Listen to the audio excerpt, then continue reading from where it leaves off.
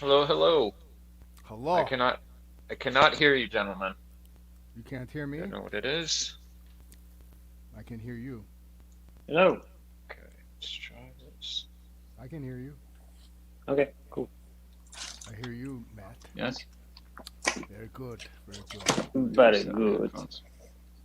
You reset those headphones. You didn't have to reset them if you set them right the first time. You know what I'm saying? Yeah. I have an echo. Why is that? What's with the echo? Do you have echo cancellation turned on? I have your. Uh, hmm. Didn't experience it last time. Very interesting. Well, I'm trying a new headset. I'm not sure if you can see my Yeah. tech support headset. Yeah, it's nice. Um, I sent the link to Mo. He sometimes falls asleep after what's it called? CrossFit. Drinking a saucer of Drink. milk like a kitten. Exactly. And Brian said he could come by. He might be a few minutes late. I believe I texted him the link. He may see him pop up. Let me pop out and actually grab the link from Signal 2 and see if that fixes this echo. I'll be right back. Okay. Let me look at the settings here. Audio. Echo cancellation is on. So, very weird. Here's Mo. Okay, Mo's here. Let me go back out and come back in and see if I can, because that echo Yeah. is just driving me. It's not like prominent, but yeah. I'll be right back.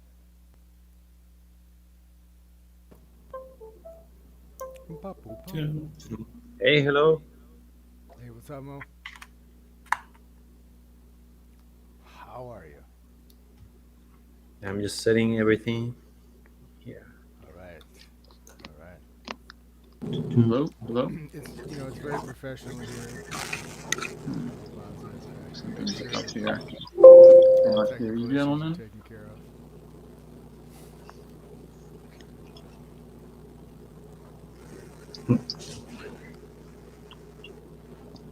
I like Okay. it. It looks like we have two T's. I'm getting a strange sound, but not the actual. Yeah, I'm not getting actual sound from you guys for some reason. That's not Can good. you hear me? Yeah. Yep. Perfect.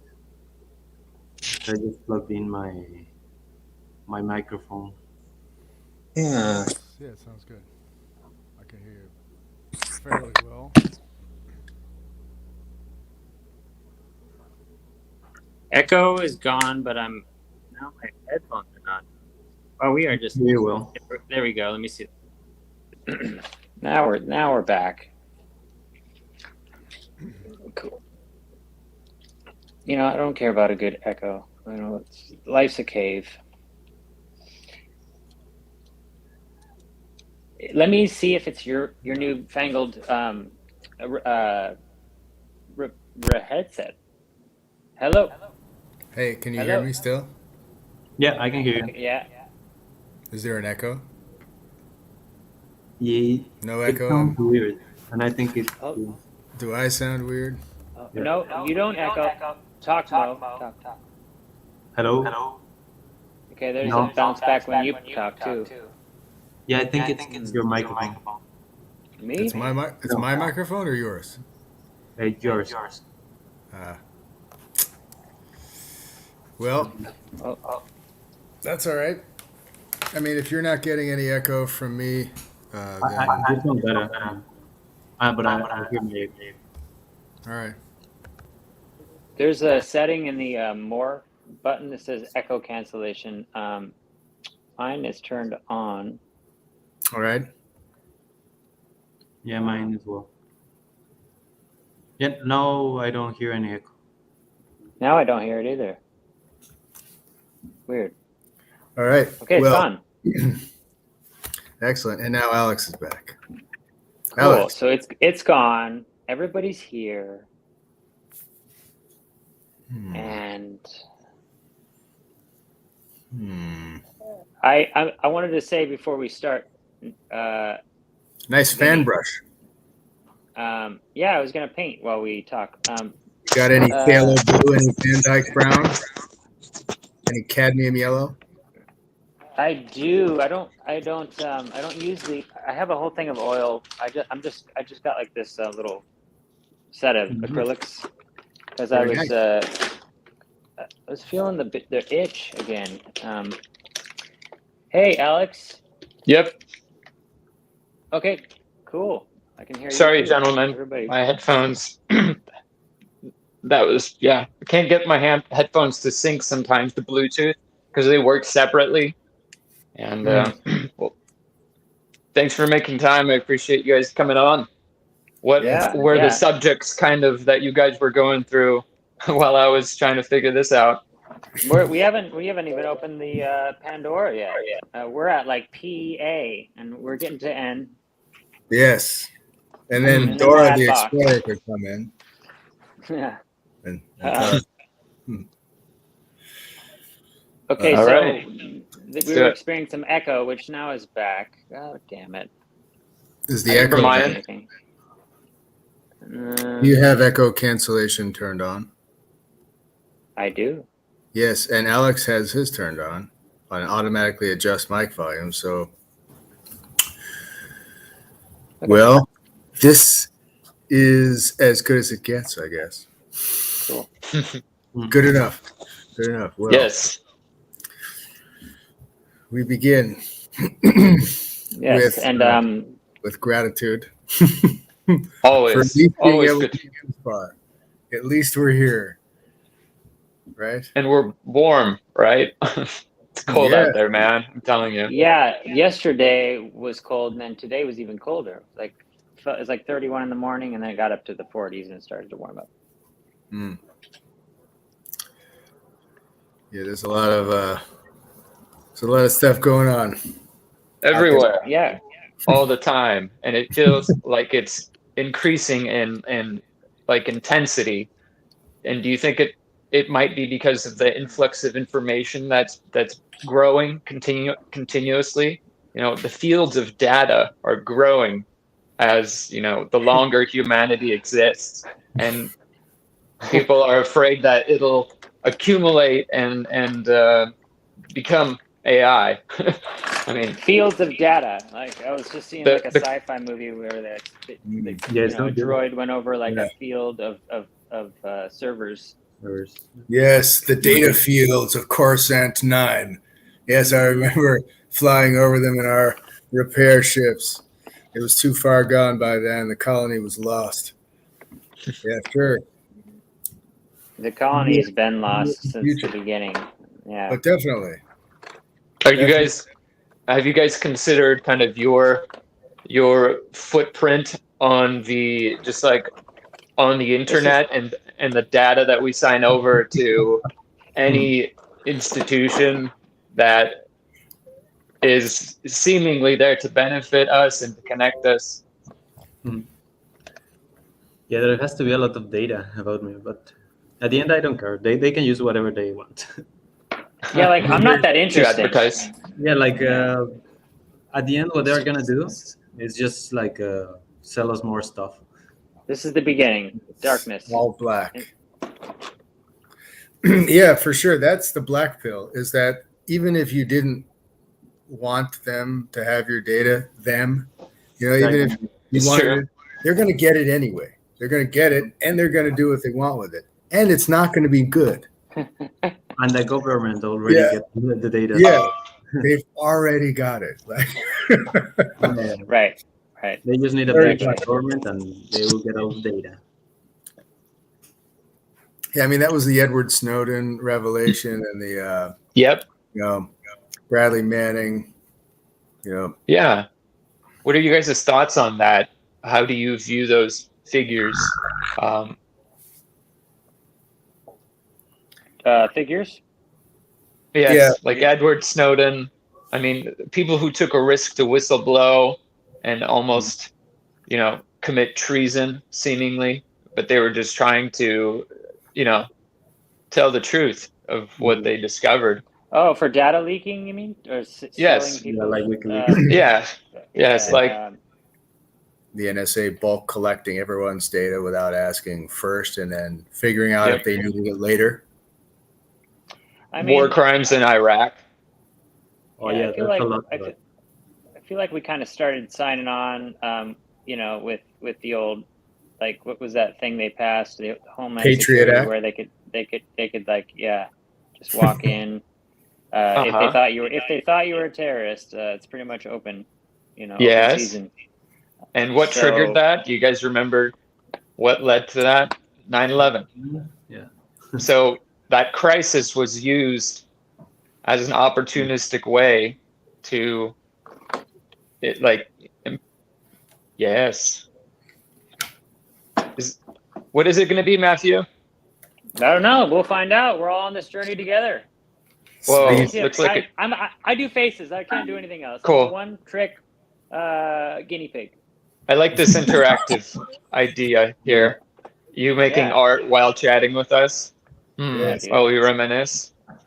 So I hope Brian comes, because Brian's a really sweet, amazing guy, just like Mo. And the people I work with are incredible. And he and me got to talking one day about Carl Sagan and some deep shit, and like some really cool like philosophical stuff, and like podcasts about free will. And like, I was like, hey, maybe you want to come on and chit chat with meet some of these. Oh, by the way, Digital Ruffians. That's the band Nan and I, me and Laurie were talking about. Yeah, that's what we Digital are. We're Ruffians. digital ruffians. It's like yeah. like chiptune punk, like NES, like 12-year-old rappers. Like Yeah. yeah. I love it. Digital. And just like Mo, I mean, I don't get a chance to like, talk to Mo about his life or much. We've hung out a few times, but like time is fleeting. So like, it's nice to put the spotlight in and think about and get to know somebody. I'm curious where Brian grew up and all that stuff. Like it's like we're always working, and I try to joke around, but yeah. You're such an interesting person, way more interesting than I could ever imagine, Mo. Like, I keep thinking about those cherry bombs in the police station, man. And I'm Yeah, me too. I've been thinking about that too. I'm like, what an interesting kind of character. What an interesting character, because you're like seemingly structured and, responsible. Yeah, responsible, but also risky. Mm-hmm. And that's what I think. Brian will probably, because I feel like he's such a sweet guy and calm, that he's probably got like some cool like dark side like everybody else, like a nice contrast. The shadow, huh? Carl Jung talks about it. Yes, the shadow. It's fascinating to kind of explore psychology, because it's almost like mirroring showing the behavior that people engage in. And it's fascinating. What did you want to discuss, Matt? Do you want to hit some kind of bullet points or anything that you wanted to bring up at any point? Like any topics why don't we bring up that we free should will do and talk about that? Okay. Free will, number one. All right. What else? A small start. That's a light appetizer. Yeah. Okay. Free will. Big Mac. Yeah. We need Sam Harris. Right. Like Carl Sagan, which leads me to the cosmos stuff, and then leads me to, let's talk about aliens. All right. Not just the probability, but has anybody had any experiences with that kind of phenomenon? And what do they feel about it? And how do they, let's try to film our own Ancient Aliens episode or something. All right. Let's start with you, Matt. Yo. Recently, my friend Sheldon, we just made him a pedal. He had an experience when he was like in his early, like early 20s or late teens. I was on mushrooms on top of a mountain, doing some mushrooms with some friends. That'll do it. Yeah, no, normal night, just like laying under the stars, right? Normal night, just doing mushrooms in the mountains. By himself, or he with someone? him and a friend. Okay. And I'm gonna leave out some details. I don't remember like all the details, but the cool thing was like he experienced the UFO, I believe, and then like no recollection, and then the next day, like they passed out. He had like a scar on his chest, which is still there, and it's a very like strange shape, like kind of like this, right? Like an X that's just been laid down, kind of sort of. It's kind of I can show you pictures.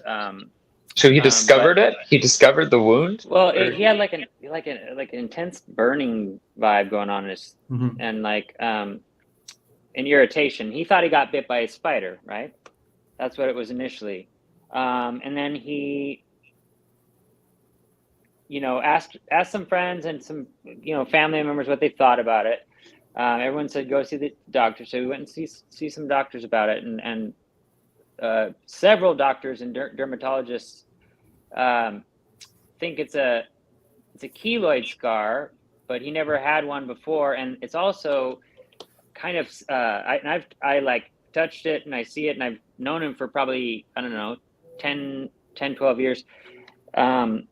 It's like a weird texture, and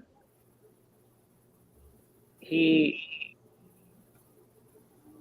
basically can't explain the appearance of this scar on his right here, but it's like mutating kind of in a weird way. What? Like it's grown a little bit, but not like so that's so creepy. One of the things I painted on the backside of his, he plays bass. I painted on the backside of his pedal was the shape of this scar, but he seems to think there's no other explanation, because several dermatologists have, the closest thing it could be is like a keloid scar. I believe that's the term, but like, but it's like, it looks like a blister.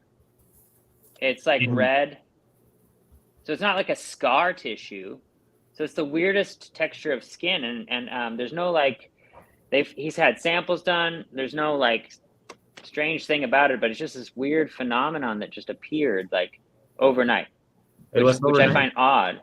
Yeah, it wasn't there before that night. So after knowing him, talk to him, and then like kind of meeting up with him after years and seeing it again after all that time, I was like, yeah, that is such a strange story, because I can't honest opinion say that I don't. I mean, probability wise, that there's not other intelligent life out there. Generally, I haven't had any experiences with like what I believe to be like a craft that I couldn't explain, but there's lots of stuff I don't know about avionics, aviation, whatever. And I've seen like lights and weird stuff in the sky, and like, but I have a pretty vivid imagination, so nothing like particular where I can say, oh, that made me feel like it was an alien ship or something. But I've seen some weird shit, and How weird. Tell us about those moments where you felt like you actually encountered something. What was the feeling? What was and how did it impact you? I can only quantify those kinds of experiences in the same way that like talking to spirits or moving through with spirits feel to me. Like, I don't have any direct alien things, but to me, like, when you watch these documentaries and you kind of get this like roundabout sense that a lot of the similar experiences are happening to people that don't know each other, much like the near-death experience, right? Where people come back from that and they all have very, very similar stories, very well documented, very well researched. over the years, but no one seems to want to like play around with that information or, you know, scientifically look into it. I think that's the same There's some concept people. with you know, Yeah. with like cover-ups and stuff, like those wonderful, like, what is it, in the 40s or 50s, that military thing where that's Roswell? right on the beach? No, on the beach, like the military like fought this thing, like, and people took pictures, and there's so many people that remember it. Aren't And you then, talking about Godzilla? No, like I'll try to look it up. I don't know. It was actually one of those, you know, moments in like post-war culture that I don't know. I think technology is always going to be sort of try to be hidden, and if something's more advanced, it's in a scientist's nature to reverse engineer. So if there is any landed craft, why would we not like spend, you know, a majority of our time trying to figure out how that works? You know, the evidence might be qualitative instead of, you know, the other way, quantitative. Right. And that's, you know, something science cannot fully do. It can quantify everything, but the qualities of things, and I think there's more to it. How about you guys? Any experiences like that? Meta.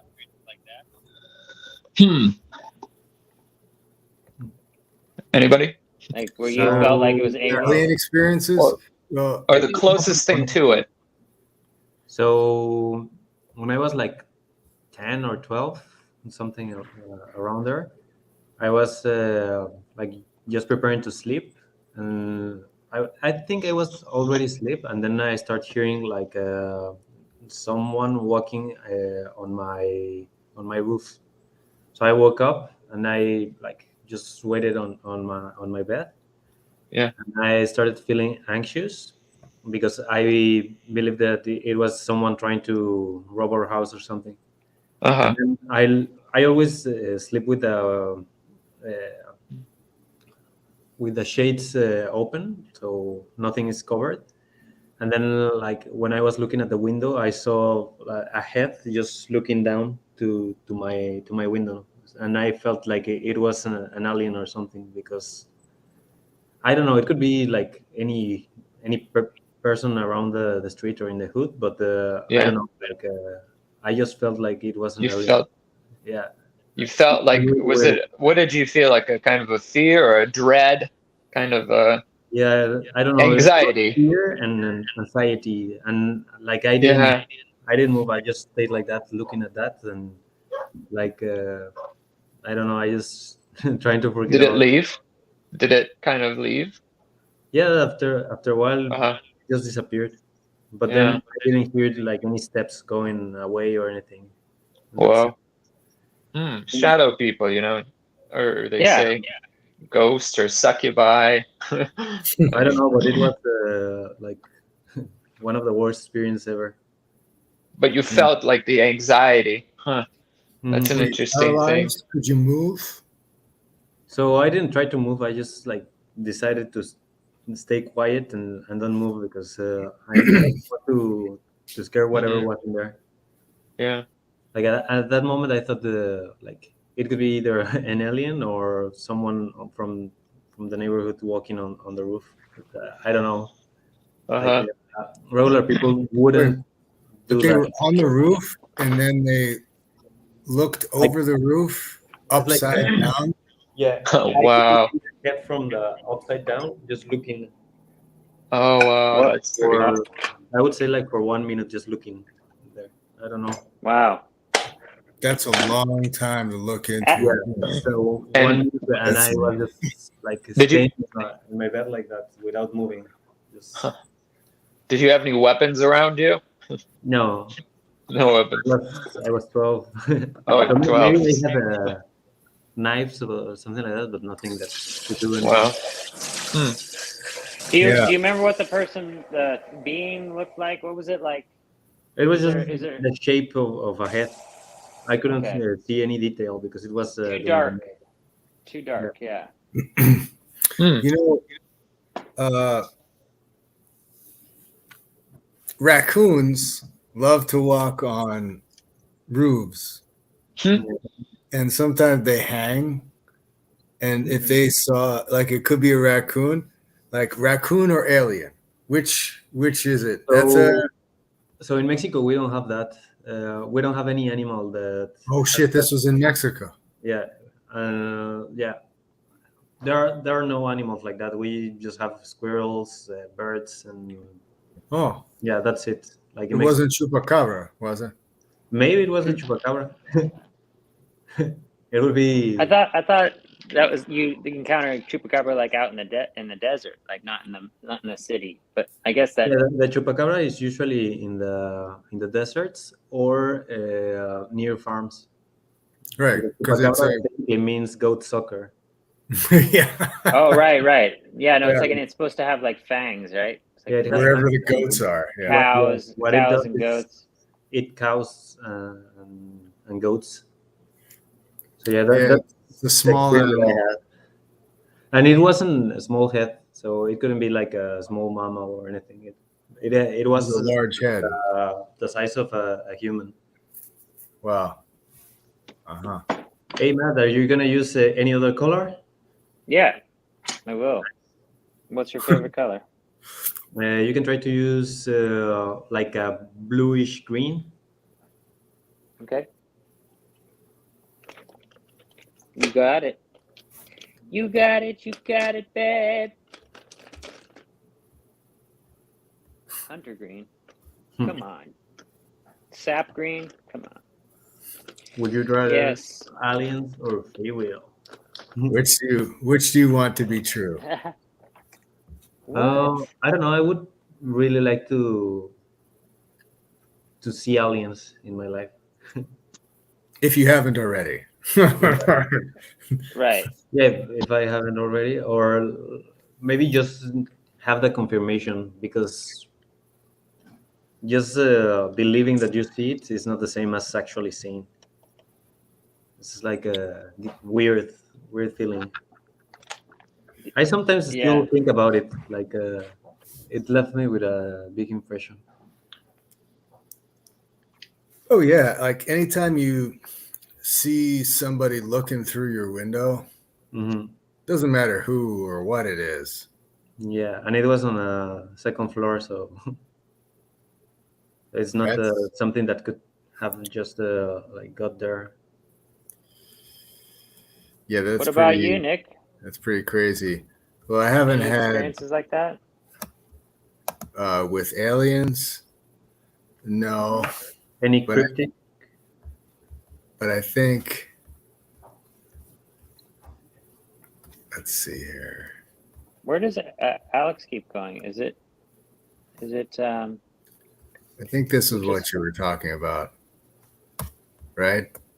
The Battle of Los Angeles in 19. Yes, that one. That's the one I'm talking about. United States Coast Artillery Association identified a meteorological balloon sent aloft at 1 a.m. as having, quote, started all the shooting. Right. Yeah,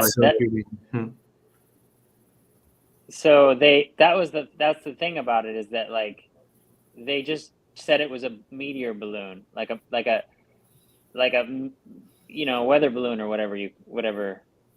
Yeah. But so everyone sort of thinks it's a cover up, but it may be. Like, of course, but, I mean, you know that the government can do whatever they want. Government never lies to us. They would never lie to us. Never. Right. True. You're right. Yeah. Right. They don't. They wouldn't. Totally trust. How dare they? Yeah. Oh, Brian is here. Hey. Awesome. Hey. All right.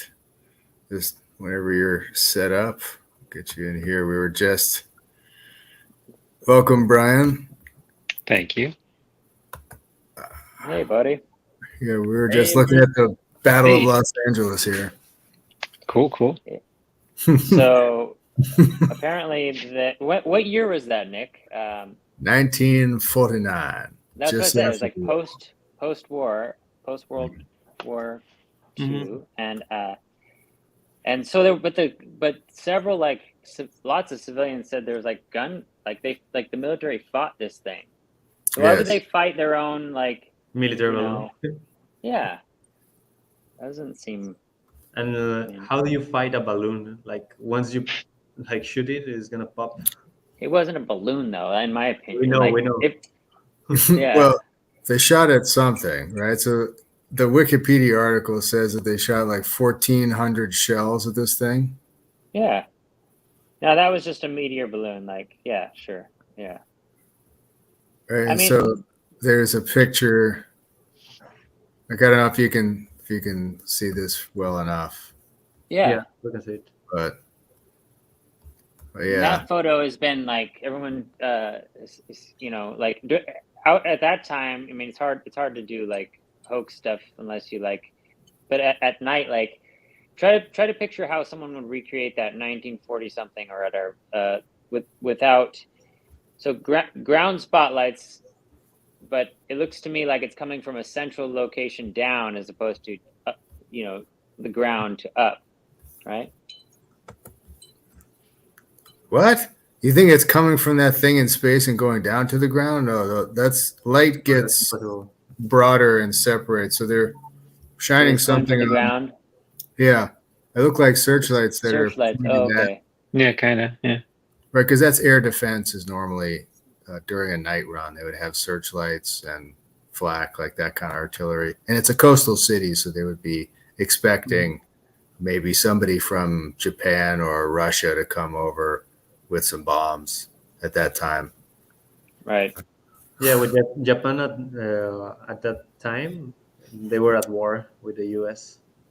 But I mean, wait, at 49, no, because the war ended in 45.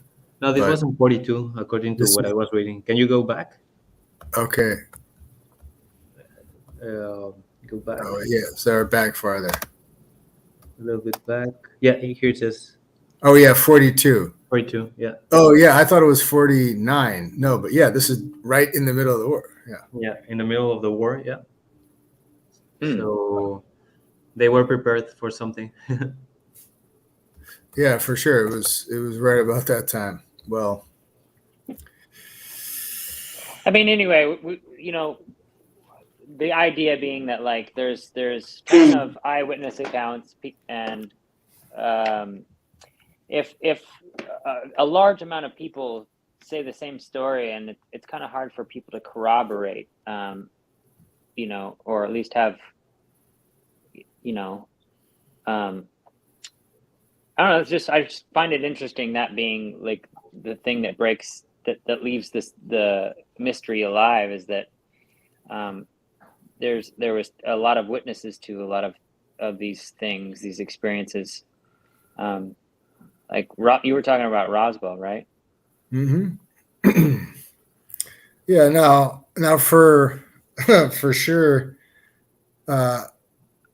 Even before you talk about aliens or not aliens, I don't even think that's the question. Did the government cover something up?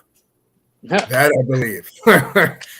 What it was that they covered up, Yeah. I don't know. It could have been, maybe it was the start of some other war. Maybe it was a false flag. Maybe they shot down somebody who was from a particular country that they didn't want it to come out about. There's also the stories of submarines in Pearl Harbor, I believe the day before, as they knew the attack was coming and they had time to leave, but they didn't. There's a lot of talk about that in certain circles on the internet. Right. But what was Alex's message just now? I saw something pop up. He's having issues with his. I'm good, guys. For whatever reason, I was hearing you guys a few octaves lower, and there was a lot of distortion. And wow. I don't know if it's a browser issue. It's the aliens. I don't use Safari. My apologies. Continue on. Doesn't want you to talk about this. Yes, they're watching. Yes. Well, anyway, I mean, Brian's with us. That makes me happy. So Brian, this is Alex, aka Dr. Shub, aka lots of other nicknames. Nicholas up there in the upper left. And here's Mauricio. My cousin Vinny, and I think you know the guy in the yellow shirt. Maybe met him a couple times. Once or twice, yeah. Yeah.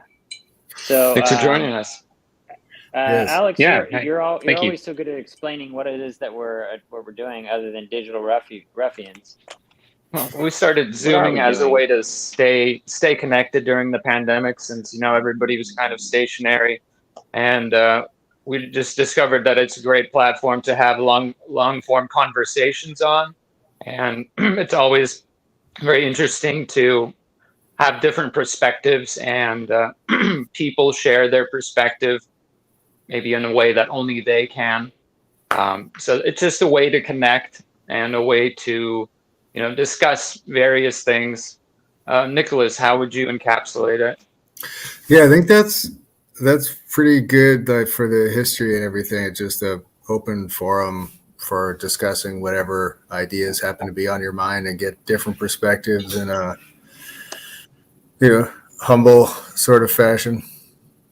Sounds cool. Yeah.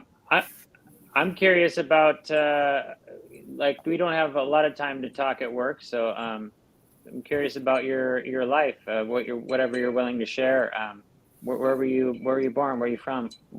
Yeah. What inspires you? Yeah. Yes. Yeah, I grew up in the Seattle area. I grew up in a little town called Preston, which is just east of Issaquah. Lived there good portion of my life. Moved to Seattle in my 20s. Like a rural area, you mean? Like on a farm, or? Well, so yeah, my house in Preston is basically in the sticks, like just in the middle of the woods. We had a couple acres, but it wasn't a farm per se, just like woods. It's pretty cool growing up out there. Definitely. My parents were both like into UFOlogy. My mom especially, like, she read tons of like UFO books, Communion, a bunch of different things. So it was always an interest in our family. What UFOs were, what role did the government have, if any, in perpetrating it and covering it up, that kind of thing. But yeah, you have siblings? I have 3 brothers and a sister. Ooh, big family. Yeah. Nice. I remember you told me that your family is Polish, right? Saichi, my last name is Polish. Yes. I've been saying it wrong this whole time. Why didn't you? Interesting. It's not like a rash. It's not Sitchy. It's Saichi. Come on, man. Now I can say it right. No, it's all good. It bothers me when I do that. People are just so nice. Like, I've known people for years. Sometimes it's like, this whole time, language is important. No, I've actually run into a couple other Saichis, and that it's not all. They don't all pronounce it the same way for whatever reason. So no worries. Cool. So how it's pronounced? That's the important thing. Saichi. Yeah. Apparently, like it's a town. Yeah. Oh, like in Poland? Yeah, town in Poland. Yeah. Oh, so did you grow up with kind of a Polish culture from your parents? Not really. No. Not really. Saichi is my father's given last name, and but as far as culture, our ancestry is kind of all over the map. Like, I have Polish, Italian, Irish, basically much of Europe all rolled into one. Nice. Yeah. But So what were your favorite parts of that? Like, well, I also grew up in kind of a mix of cultural traditions, and certain ones stick out. The whatever ones that everybody can kind of agree on. It's usually some kind of food, right? There's some sort of food thing. There's probably like a random thing, like, oh, we put sticks underneath the tablecloth at Christmas, and yeah, it's a thing. I'm not sure, but what thing like that was special for you growing up? Traditions. Yeah, what traditions? We did have some traditions. I wouldn't say there's so much based in like our cultural history as far as like ancestry. I grew up with video games being a big part of my life. Matthew and Mauricio know some about this. My dad ran an arcade for about 25 years. And we actually grew up with upright arcade video games in our garage. We had like 10, 15 of them. What was the first one you like Amazing, crawled up and played? Like, what was the first one you remember? Probably Super Mario. Yeah. Okay. On arcade? Yeah, on arcade. Yeah. Like the one where you're Play Choice you're 10. Yeah. Donkey Kong. You're trying to get Play up Choice the 10. ladder. Yeah. Yeah. And did your father owning the arcade, did it kind of, incentivize you, or did you have access to video games and games in general? Yeah. So I worked at the arcade for a good portion of my teens and early 20s. And it was a lot of fun. Yeah. Did your friends think that was cool? Because like I would be like, oh, dude, Brian's family, man. Yeah, it was definitely like a good hangout spot for everybody. It was awesome. Cool. Oh, man. Yeah. Do you remember Aladdin's Castle? Do you remember that? I love that game. Yeah, like the whole just the smell of the place, there's always tokens. I don't know how your dad did, if he did with quarters or he had like quarters. Yeah. Okay. Because some like had their own thing, so that there was a whole gimmick in the mall, that you could only spend. You can give us your real money, and we'll give you these fake tokens. You can only spend here in case you change your mind later, right? Classic. Yeah. But man, so what was the cream of the crop? The ones that were in the garage, like. We had Super Mario Brothers Play Choice system. We had one of the original Star Wars sit-down games. We had Asteroids. We had Robotron. Robotron was one of my favorites. What was Robotron Donkey Kong. like? Robotron. It's you're this little guy. Have you ever played Smash TV? Yes. Yeah. So it's kind of like that mechanically. Like you're running around shooting a bunch of things. Very similar to that. You're just this little character in the middle of the screen. You just have a joystick and you circle it around to shoot all around you. Yeah, it's pretty cool. Nice. Did you see a change in like? Well, obviously, a lot of arcades suffered when the home systems came out and game technology went up. So what impact did that have, like, on the family business and stuff? Because 25 years is that's like a long run. That's a success, Yeah. So my dad started in the arcade business in the 80s. He had a place called Arnold's that was off of the UW campus. And he ran that for like 5 years or so.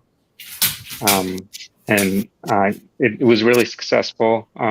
Unfortunately, it ended up being shut down because the owners changed hands, and he was not able to run another arcade for about 10 years. And then the next arcade he opened up was Quarters in Kirkland.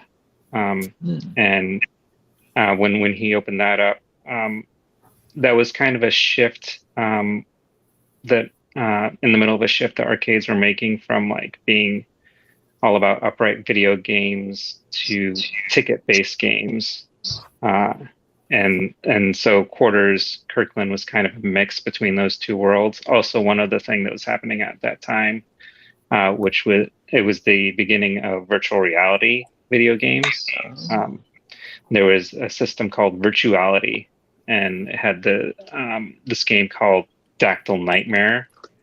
So you had on a headset, you had a joystick, and you could play against other people. You were on these platforms. You were shooting pterodactyls and each other.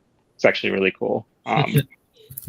Yeah, that was pretty awesome. But yeah, so Quarters was a combination of those three things. And then the next arcade he opened that we had our longest run, which was on the Seattle waterfront.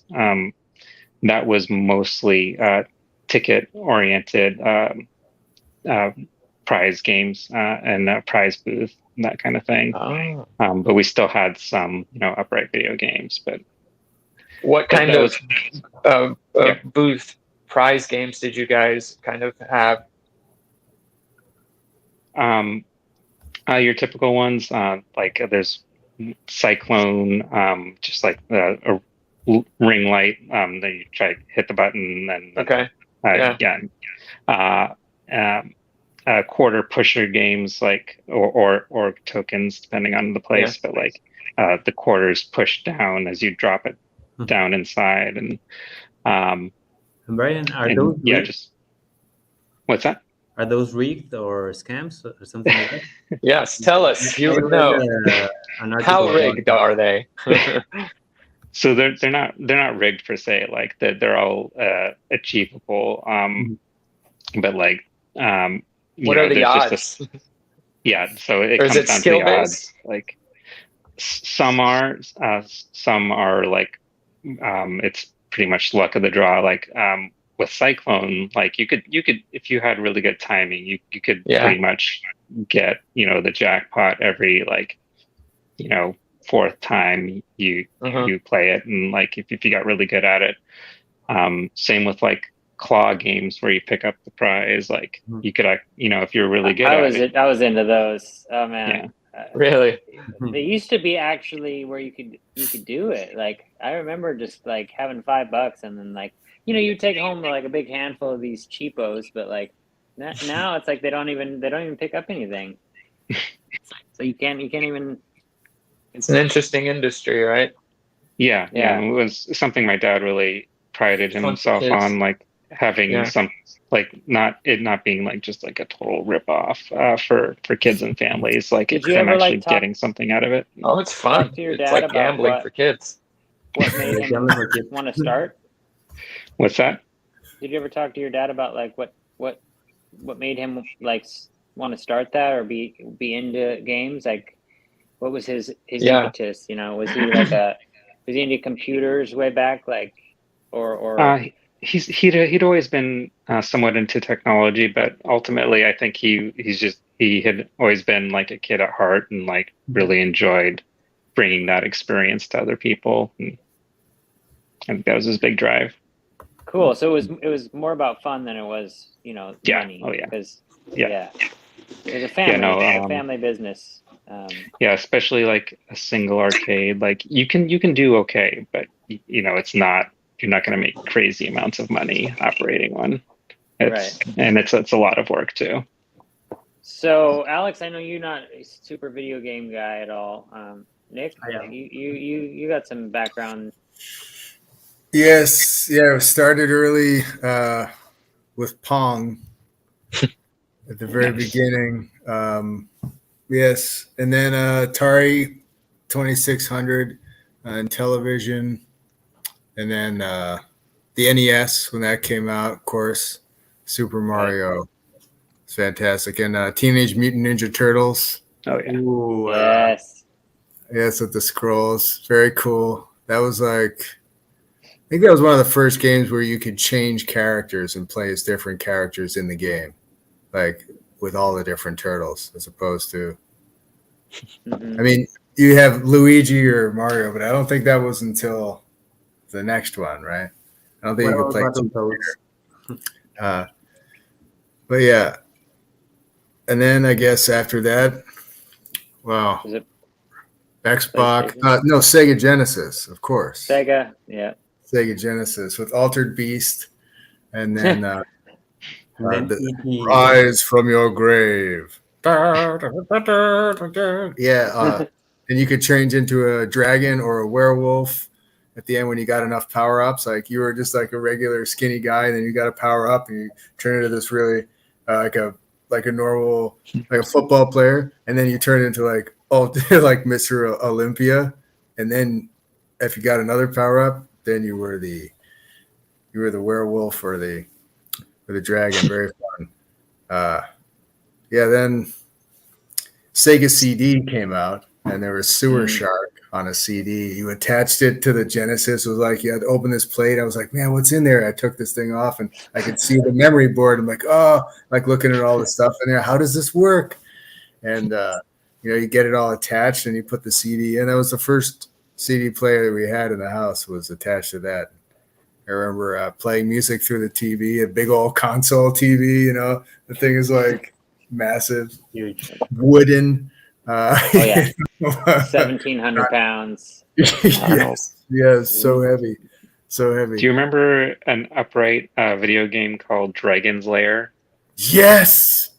That ran off of a Laserdisc player, and we actually had one of those Laserdisc players that was in a Dragon's Lair in our house, and we just played Laserdisc on it. Man, that's amazing. Watch movies. Yeah, such a tough game too. That is so hard. Yeah, it was really cool game at the time, like because it like had just hand drawn animation and that like looked like just like a cartoon. But it wasn't actually like it wasn't like live action actually happening because like you were just pressing a button and it was choosing like A or B, like what would happen basically, and it was just a timing thing, but it was still pretty neat. Yeah, no, that was great. I remember that being. I was amazed by that as a kid. Just the visuals of it, like what am I looking at? Like you can get into this movie and just the way that they moved, and I remember the sword and like the look on the guy's face. There was so much. There was so much emotion that read in everything, as opposed to most other video games where like there was a car or a tank or some other character, and the facial features weren't important. Like Mario is a pixel. That's his face. Yeah. He's got a pixel for the eye, Like the animation was amazing. The transition from just 16, from 8, to 16 to 32, it was noticeable. I can remember thinking, wow, this looks. It was about it's looking real now. I look back at stuff like Clay Fighters or anything from Super Nintendo, and that looks so amazing when I was, Yeah, you can see Lara Croft's tits. Yeah, Virtua Fighter. You're like, Virtua Fighter, yeah. Those polygons. So, what about you, Mo? What's your past with the video games? So I remember going to one of my cousin's house to play Super Nintendo, the one that SNES. has playing Duck Hunt and Super Mario 2, I think. And then I remember playing a lot of Mega Man with another cousin. I love Mega Man. Like I was about to buy so that game. Hard. Yeah, it's really hard. Yeah, I was about to buy that game for my Nintendo Switch, and then I remember playing a lot Metal Gear Solid. Sure. Mm-hmm. Yeah, Metal Gear Solid, I think is one of the best games ever. And then I jumped into these machines that they put into some Mexican arcades, but they are different. These are like basically like gambling. I'm gonna show you my screen so you can see it. I don't know if I can do this. Alex, pick a color. I already picked mine. Violet. I got yours. Violet? Okay. I just actually opened that. So right on. Can you see this? Yeah. These are some like machines that we have in Mexico that Yeah. basically is like a pinball. Yeah. But the aim of the game is to get 4 figures of what would you have in here. So basically, Like we Connect had 4, yeah. So but with whenever pinball?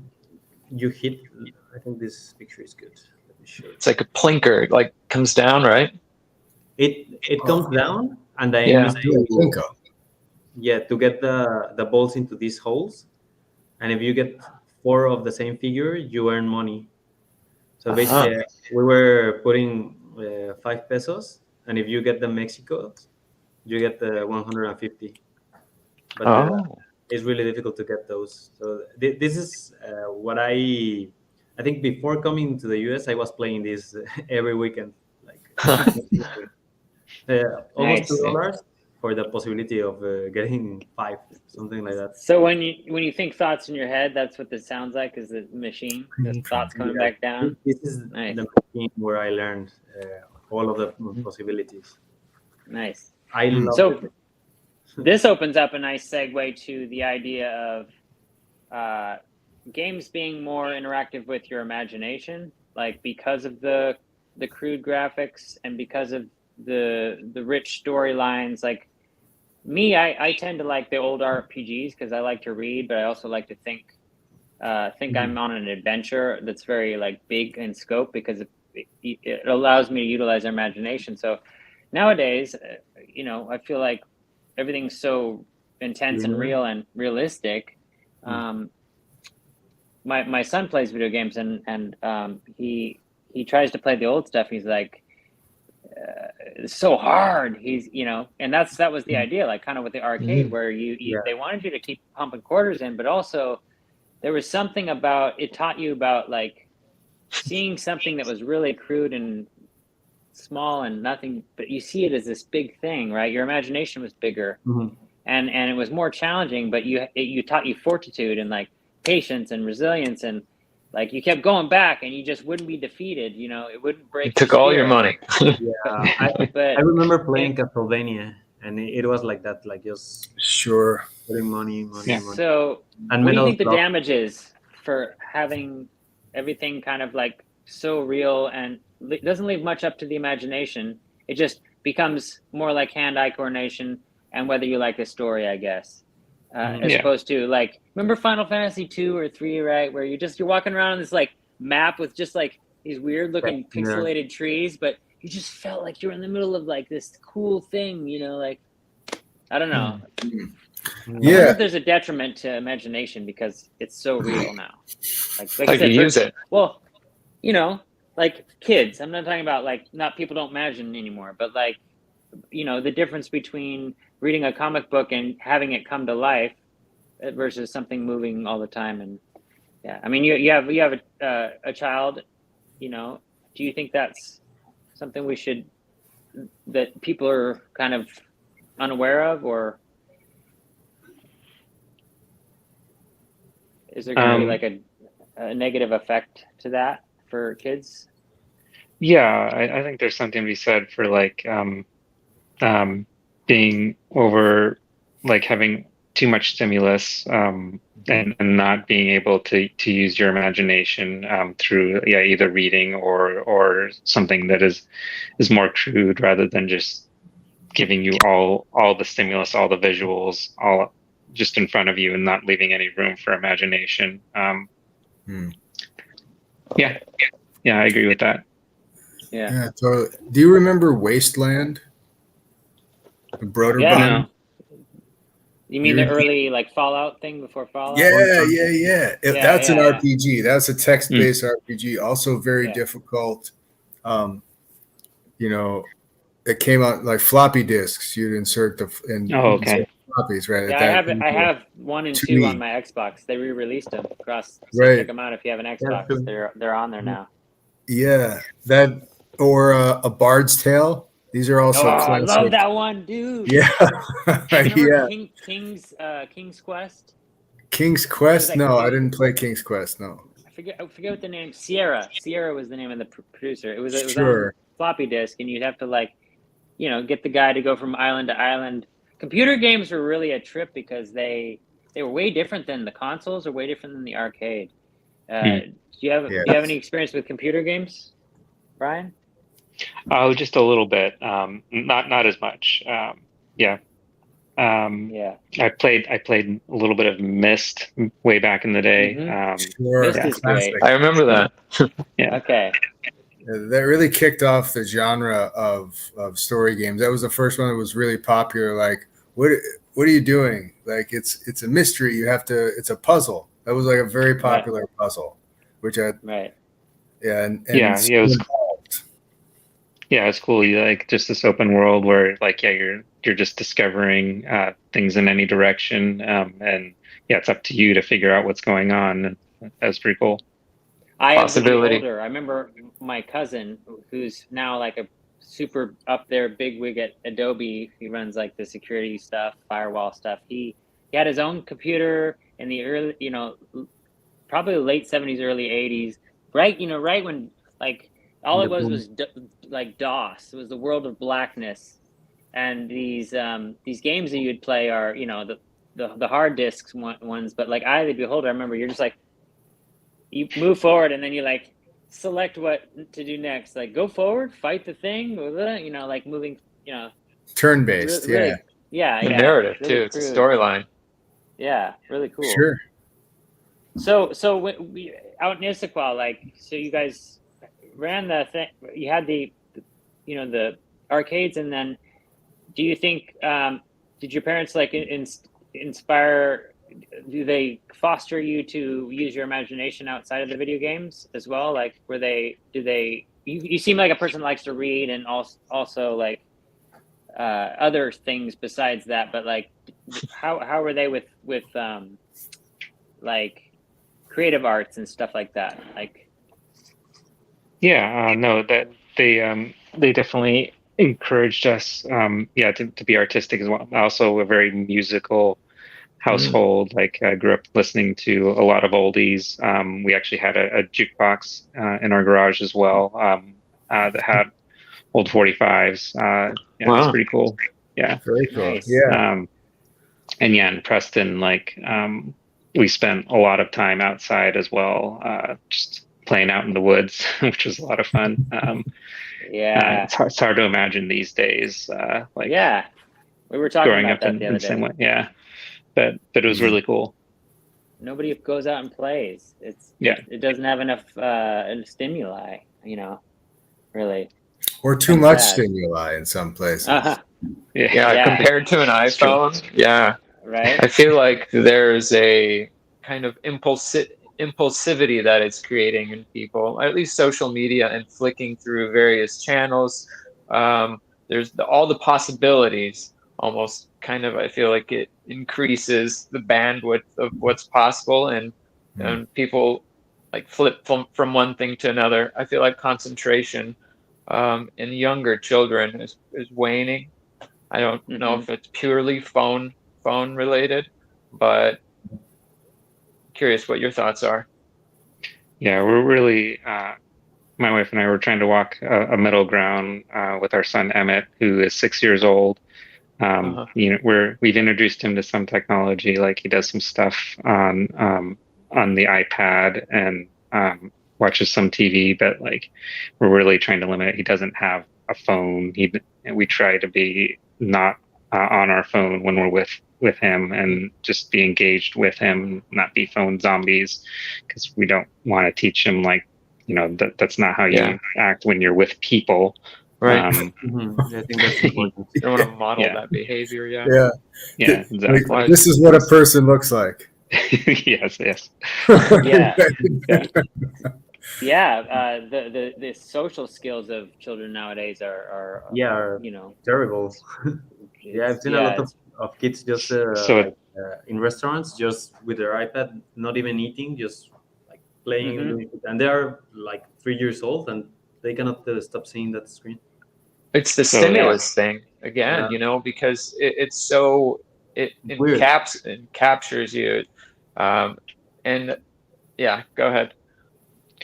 Oh no, yeah, I was just gonna say, so like, yeah, we're just trying to walk that fine line because we don't want it to be the forbidden fruit either. Like, then he sees it eventually, and then it's like, what have you been hiding from me my whole Addicted. life? Yeah, And yeah. then he's addicted, and Yeah. so yeah, trying to just walk the line and like, this is an acceptable amount and how you use it, and it not just running your whole life. Healthy exposure, probably. Yes. And do you guys use any parameters when he does have a device? Are there ways to kind of keep him within a certain box? We haven't boxed it really too much. Like we're almost always around when he is using it, so like we're more or less aware of what's going on. And yeah, he's usually only using like 2 or 3 programs. Like he likes to draw on the iPad. There's actually a school program that we got into on the iPad. This was prior to him going into kindergarten. Something called ABC Mouse, which actually helped us quite a bit going into kindergarten, especially with the COVID situation. And him not being able to not get other outside preschool resources. But that was in it. That was also something when we did that with him, he wasn't just left alone. Like, okay, you're in front of the iPad, for a couple hours. It was like a small amount of time, and we would interact with him. So I think that's another important thing, like not just being a screen zombie on your own. Like if you're interacting with someone else, like doing something on it, I think that makes a big difference. Absolutely. Yeah, that's a very good point. Like, I remember video games being a very interactive thing with other people. Like my friends and me would get together and we'd all play it together. Supposed to, it wasn't always a singular thing, but and I like to attend games like RPGs. They're a single player game, but it was a very social thing. Very cool way to interact and stuff. One might say that it's isolating if it isolates you into that like world, and instead of wanting to do just regular things with regular people, I feel like in some cases it can be addicting where people enjoy the realm, the video game realm, more than reality. I mean, it's not Ready Player One. Yeah. Ready Player. Yeah. Interesting. That's the cooperative aspect of video games, especially now with the massively multiplayer online games. Like, there are games like Squad, that kind of stuff that emphasize communication and working together, that are not just like, Doom or Duke Nukem or some kind of just like go around and blow up as many things as you can. There, you have to build certain things together, and you have to communicate. Like, you can't play it without your mic on. You have to have a mic and ears, and you're listening to like command chats in one ear, and on the other ear you have your squad chats. So you're listening to local comms, and you're listening to like overall of all the squads. Now that's a whole other that's a whole other situation. You're definitely cooperating, but it's basically like Western or American style logistics and that kind of stuff, and strategic support. It's a military sim. Like, there are other sims like the Arma 3 and stuff like that, and of course all the battlefields and Call of Duty, every other war game. Yeah, Command and Conquer. Yes. Red Alert. Oh yeah. Yeah. Well, I remember even playing the RPGs. You can play with a friend or like helping somebody. I remember helping my brother, like remember which door you went in, like going exploring a dungeon. Like, okay, we went here, and it's so it's so convoluted. Like, okay, to pick up, what thing did he say? Was it left, front, left, or was it like you have to match eagle, bear, and snake? Or is it snake, eagle, bear? Like, those kind of things. Like, okay, we're gonna get it. And there was a sense of you're both trying to achieve a result, or like Don Quixote and Sancho Panza. There's a sidekick hero dynamic that's that's kind of cool too. A common goal is a bonding mechanism, so I'm sure that helps. But that's good to hear that you're mindful of your child's use of technology and not just kind of throwing at him as entertainment, because people sometimes I see parents just using the technology as a distraction or to keep the child It's a quiet. digital babysitter. Yeah. I was going to say that earlier. But and it's good that there are educational programs that kind of take advantage of it as a stimulus. Right. Interesting. So, Yeah, Brian, would you consider yourself did you enjoy school growing up? Yeah, like I definitely I had certain struggles with school, but overall I would say like I enjoyed school. Right. I at work I just feel like a Neanderthal. Like everyone seems so highly intelligent, and I'm just so honored to be working with everybody. Like I just imagine everyone was really good in school and you know, studious. But then as I get to know people, you know, they all have like, you know, some darker edges and some fun, exciting sides. So what was your first memory of like did you graduate high school obviously, and then did you go to college or? I went to community college for a little while. I meandered and couldn't really find focus in it. Okay. So I took some interesting classes. I took a philosophy course. I took art. I took just general. And I went for a couple of years and just I was just meandering, and like parts of it were interesting, but ultimately I felt like I was just spending money and not getting anything. Not getting enough out of it to make it worthwhile, so I didn't end up sticking with it. That's what the were you story drawn I kept to? Hearing. Was there anything in particular that you were drawn to, like when you were at the college, or were you trying to achieve a specific degree, or you? I wasn't, and maybe that was part of my problem. I didn't go into it with specific focus. Like I was hoping to find it there, and I didn't. So you had to kind of I told my son, figure things out. Don't go to college until you've decided that you're going to allocate that. I mean, most parents are like, go to college. I actually, you know, he had a scholarship and everything, and I was like, make sure it's something that you are going to do that's going to make you happy. I mean, money's not everything. Like, get the degree that you can use, because again, just like you were saying, it's like most people don't know what they want to do until they're like in their 20s, and you know, it's nice to be able to go to college later, and not be forced to do it right away, because you don't right know out of when high you're school, 18, 19. Exactly. You don't know what the fuck you want to do with your life, and I mean, I still don't, but you know, like it's like the same concept as, you know, doctor, lawyer, you know, doctor, lawyer, nurse, policeman, fireman. Yeah, I think at 18, 19, we're so dumb to like even try to select that. We don't have enough information, and like the two. We're so you don't even know malleable. what you don't know, and it's there's so much out there about the working life, and we're just sitting there and trying to decide what we want to do for the rest of our lives. That's yeah. Interesting. We all agree on this. Yeah. So you had you had great relationships with your sisters and brothers and sister. Brothers and sister. Yeah. How old were they in comparison to you? So I have a younger brother. He's 5 years younger than me. I have two older twin brothers who are a year and a half older than me, and an older sister who is 12 years older than I am. Oh, wow.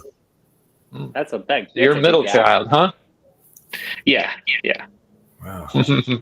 Did any of your brothers 12 years and and then sisters take interest in twins. the family business, or What's that? were you the family business? I consider the arcade the family business. So like, did they get involved, or like your So we've all been involved in it. My brother Mike actually runs an arcade in Bremerton right now. Really? We have to go. Was that something that your parents like kind of encouraged or forced, or let you just decide whether? I mean, if you wanted to go, run through the woods and build a house out of sticks, I mean, would have been okay, or did they kind of want you to be a part of it? My dad was happy to have us there, but I feel like my parents were pretty open and encouraging us in any direction that we wanted to choose for ourselves. Nice. So, Yeah. That's awesome. Cool. So you obviously are married to someone that you love deeply. So was that like your first relationship where you're like, yeah? I mean, I can imagine when people get married, they're like, this is it.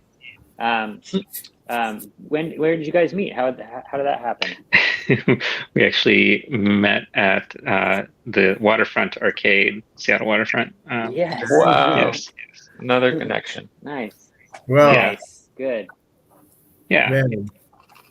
It's all worth it. She like has a history of video games in her life, of growing up with them and stuff like that. Yes, to a lesser extent. I think almost everyone to a lesser extent than our family, but yeah, of course. But yeah, she had grown up with video games as well. She worked at the arcade for a summer, and that's how we met. My brother Mike had known her and her family from living in Bremerton, and he asked her to come work at the arcade over the summer, and that's how we met. And yeah. Nice. And so, like, do you guys remember that when you first spot a girl like that's into something you're into, and you're like, whoa, this is awesome, like, like I don't even have to ask questions and know that they're compatible. It's like that's exciting, right? I believe it has to be like your best friend as well. Like I can imagine like, having a girlfriend that enjoys playing video games. Like we would be playing all day. Yeah, I will be playing all day. Yeah. I mean, opposites attract as well, but there's something cool about that. I always thought like the tomboys girls that would play outside and do everything with the boys. I like always was drawn to those girls because, they're engaging maybe. Yeah, they have both sides of the coin, and it was really cool to me. Like I tend to be drawn towards well-rounded people, but yeah, that's really cool. So how long have you guys been married? It's 8 years. I know I've asked you all these questions at work, Congrats. but I just it's part of getting to know you deeply here. Yeah, We're not trying to interrogate you. If you have any questions for us, fire away. This is open forum. But it sounds like you had a pretty good childhood and just pretty good growing up. Did you have a good time growing up? No trauma. I mean, I feel like everyone has their own. No, but I mean, I feel like everyone has their own issues that they've gone through growing up. I certainly had gone through mine. Like, I'd say the middle school age was a particularly tough time in my life for various reasons. I've always been a somewhat introverted person. I was definitely an introverted kid, and going into middle school as an introvert was definitely hard. I feel like kids that age are particularly cruel to one another. And I had a pretty hard time with that, and took things personally and to heart, and wasn't an easy time for me because of that. That it forced me to grow that thick skin. It's shocking to be thrown into a melting pot and just kind of left alone to figure it out, especially if it's like a big school or you're new there. For sure, the learning curve is very steep. Yes. Socially and just it's like a wall. You had mentioned earlier your mom was well, maybe your mom ended up, but your mom was into UFO stuff. Yes. Like, Let's go back to that. Oh How did yeah, that any kind of close calls, become a any thing? close encounters? What's that? yeah, Did you have any close encounters of the third kind? Nothing definitive. Like out in Preston, like we saw things on occasion. Things at night in the sky. Weird lights. Silent lightning on occasion. Weird lights. Do you mean like pulsing lights or just not plain like lights? Yeah, like just Okay. stuff we couldn't figure out on our own what it was. Didn't know. My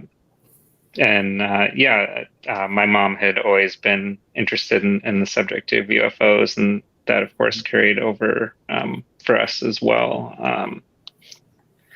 And I'm not really sure what I think of the UFO phenomena at this point. I am not convinced that it's necessarily extraterrestrial, but at the same time, like I don't think it's all 100% accounted for. I think it's somewhat still a mystery. Yeah, and so Carl Sagan, bringing him into the picture, his sort of philosophy about extraterrestrials, was it was pretty controversial, obviously during his time, but being into the science side as well as the dreamer side, that's always what I liked about his approach. Like, you have to. I tend to sit here and think, well, I don't have, just because I don't have those experiences firsthand. Like, I didn't wake up the next day in a field of cows and had some strange scar and some disorienting flashes of me being on an operating table, as all the science fiction would show you. But like, I think probability wise, it's it's very, very high. Like, we cannot be the only like intelligent life, to me personally. On a ratio of percentages. Yeah, would you guys agree? I think it's unlikely given the vastness of space, the universe, and now that we know ocean. Yeah, pretty big. Yeah, pretty big. And we People know always for talk about the certain. bioluminescence down below. Who says alien life doesn't exist? Like underwater. Yeah, the abyss. Yeah. I mean, just look at an octopus and tell me that's not an extraterrestrial. Yeah. We're an angler fish. It's amazing. Like, any of that deep sea stuff is so bizarre. You go down the rabbit hole with that, man. They're weird looking. Because they grow without darkness down there and pressure. Life surviving in the most drastic of areas. Would you say that your personal experiences of seeing kind of phenomena kind of affect what you thought about it, or was it just something that you weren't convinced by? You just didn't know what you saw, or was it convincing to you? Any of these experiences convincing to you? I wouldn't. I would say I wouldn't say any of it was convincing to me that like, oh, that's definitely extraterrestrial. Everything that I've seen, like there were some things I saw that I didn't know what it was, but wasn't convinced it was one thing or the other. Like it could have been some natural phenomena or just something I wasn't aware of that something that possibly, we don't understand. Something ambiguous. Right, like the burning bush in the Bible. That's like a phenomenon that just occurs. That's pretty odd. But humans like to imagine it being magic or special or the things that we don't understand, we try to like find meaning. Find a meaning, something that could be, even though we don't understand it. Extrapolate. I think it's okay to crave something bigger. I think that's a really healthy thing. And it's just looking at the like potential of what could be and analyze. Well, is it time for free will? Because Okay. Yeah. What do you want to talk about, Brian? Hmm. I'll quit picking on your life. I'm just interested. Before we start, I Thanks for need doing this. to talk with my girlfriend, so I'm gonna leave. Okay. Before I'm Thanks for leaving, jumping I on, want man. to see the drawing. Yes, before. Oh, Yeah, yeah, sure. yeah. Drawing. What do you got? Go ahead. Nice. You can use the colors that I mentioned. Wow. I don't Yeah, know what man. it is, but you can have this one, Brian, if you want. Oh, Maybe very you can cool. finish it. Thanks for joining us, Mo. We appreciate it. Yes. No, thank you for Yeah, inviting me. It was really interesting, and it's Yes. Have a good great Yeah, night. dude. to know you more, Brian. Yeah, it's good to Tell see you. you. Yeah. It's cool that you Tell work your together. Chica we said hi. Yeah. Tomorrow we need to talk about what we discussed today. Okay. Yeah. All right. See you. Cool, buddy. Yeah. See you. Bye. See ya. Bye. So, yes, let's talk about free will, because we Free had will. started to talk about it at work, and that was like, oh, let's talk about that on this with my group of friends that likes to go Yeah. down these rabbit holes. So, what do you Abstract. feel Free about will. it? Lead us, Brian. Lead us through the. I make the decision of. Yeah, Matt wants to talk about free will, so you have to do this against your will. Yes. See what we Free did there? will. In my youth, I was 100% convinced that free will is a thing, that we all have agency in what we do. We can choose how and what we are. More recently, I have become convinced of the opposite. So define what Really? what we are. So what we are as in our personality, or what we are as in. So I think everyone has will. I think everyone has conscious will. I don't think it's free. Expensive. It's expensive. No, I just bought a You new don't think it's upgrade free? yesterday. Mm-hmm. Yeah, I don't think it's free. I think everyone is a combination of events and things that Nature, occurred. nurture. Yeah, nature and nurture. So I think everyone is comprised of all these things that they had nothing to do with. Experiences. Yeah. Yes. So I think because of that, like there's really not a whole lot of room for free will to exist. Like I think you have conscious will. I think you make decisions, but it's within the boundaries of things that are completely out of your control. So there's a difference between conscious will and free will. Yes. So define I what see would what it you be mean. like to have free will as opposed to conscious will. So there So being no boundaries, right? Like, yeah. You wouldn't be So- inside the tiny spectrum that you're allowed to exist in. It might be different. So free will would be like if you were the absolute author of yourself and of your thoughts. I don't think anyone really is, like not truly deeply on a fundamental level. Like no causality, no. Like, my heart is Yeah. beating. I'm breathing in and out. Like here are my cells transpiring. I'm all the You have to organelles. work at it. They You have to work operate at at that. my behest. I'm conscious of, like, that's not happening. Yeah. Yes, you exist within a system, and Sure.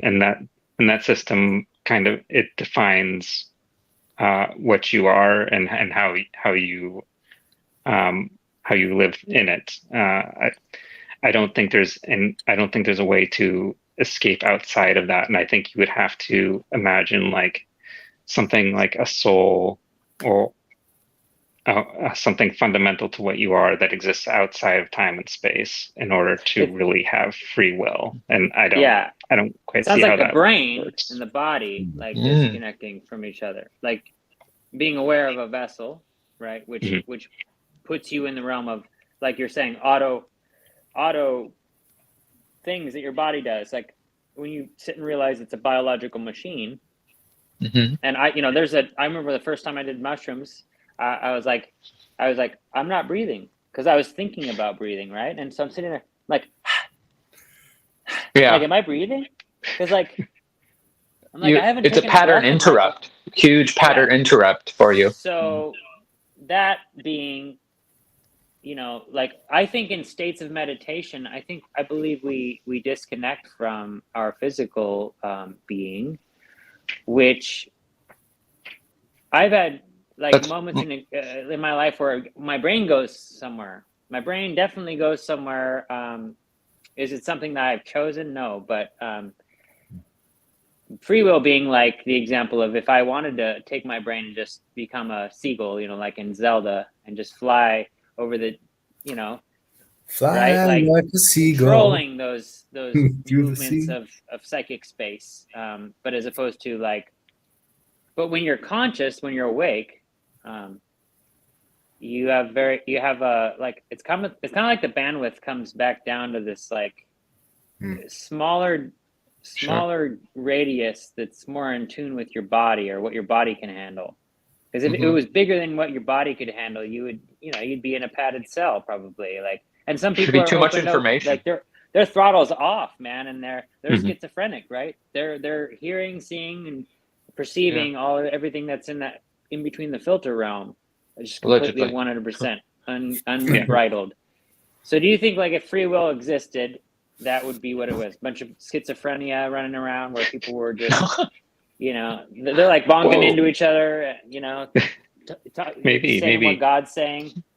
Yeah. Is that scary? Is that a scary thought? Like to think that free will, if what would it be like to have it, you know? Well, I used to think it was scary for it to not exist. And like I used to not be able to imagine not having it or imagining what a world would be like without being able to freely determine who and what you are. That seems less scary to me now than it used to, just because I think I actually have a better understanding of what that really means. It doesn't make your experiences any less real or even your choices any less real. It changes the parameters of the world in which those actually exist and how that actually works. Like you still make choices, you still operate through a sense of will, but it's not ultimately free in the same way I used to think it was. I actually agree with you. That's a very logical and grounded perspective on free will. I mean, realizing Go ahead. Oh no, it's all right. I was just saying the limitations, like realizing the limitations of what you can do makes sense. Yes. Maybe was it from the idea, like, because some people tell children like you can be anything you want to be, or you can do whatever you want, like, and that phrase when you know what it means as an adult is like you can try a lot of different things and some you'll be okay at and some right, but that's not actually what you tell children. People tell them you can do anything, and that is a lie. Right? You can do whatever you want. No, you can't do whatever you want. You can't, like, I'm asleep right now, I'm awake right now. You can't do anything you want. Like, not even close. Like, I want to fly, I want to be 7 feet tall. No. Well, I'm sure as a father you have your own experiences with that. How do you kind of deal with that, or how do you manage those kind of difficult questions? And I try to be encouraging, and I try to encourage Emmett, my son, to embrace some degree of struggle. Like a lot of things that are worth doing, it's going to be difficult. So if you're having a hard time with something, keep at it. Try it from a different angle. And to somewhat embrace struggles in certain areas. Yeah, it builds resilience. It builds resilience in children and help them overcome. You know, someone might say that, you know, the definition of mental health is the ability to bounce back from, like, you know, a crisis. And I think that having that resilience is one of the most important things that you can teach a kid. It's almost kind of like a character trait. That's good to hear. Yeah. I think if if we had a hyper awareness to a degree of, approaching free will, it would be very difficult to evolve. Okay, we need to have restraints in order to evolve, and we need to have things that happen against the current that we're heading towards in order to grow. Like you can't put a organism in the same conditions and expect it to just become something magnificent. There's something about the friction of limitations that makes you wriggle and struggle and move in a direction you didn't have free will over. And I think through the causality of that, it's kind of what it is to be.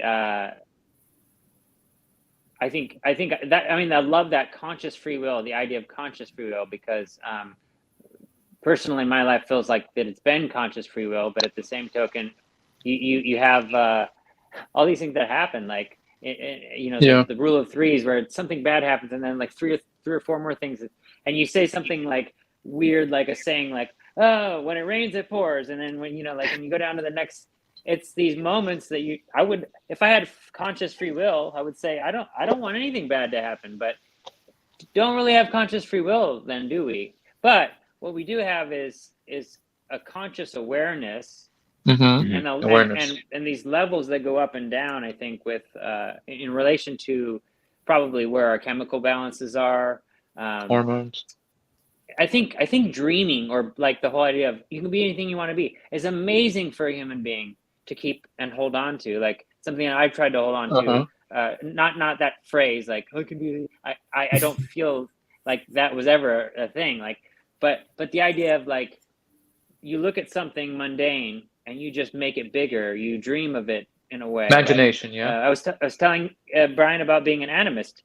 I don't even realize it, but I name everything. Everything's sentimental. Yeah. Everything's alive to me, like really deeply. And I haven't ever really considered it until I'm 40 now, in my 40s now, and it's like I'm naming things still like I'm like 8, and it's real to me. Like I won't ever forget that nickname. It gives me a connection to an inanimate object, and the conscious will to me is an experience. Is it how you form meaning?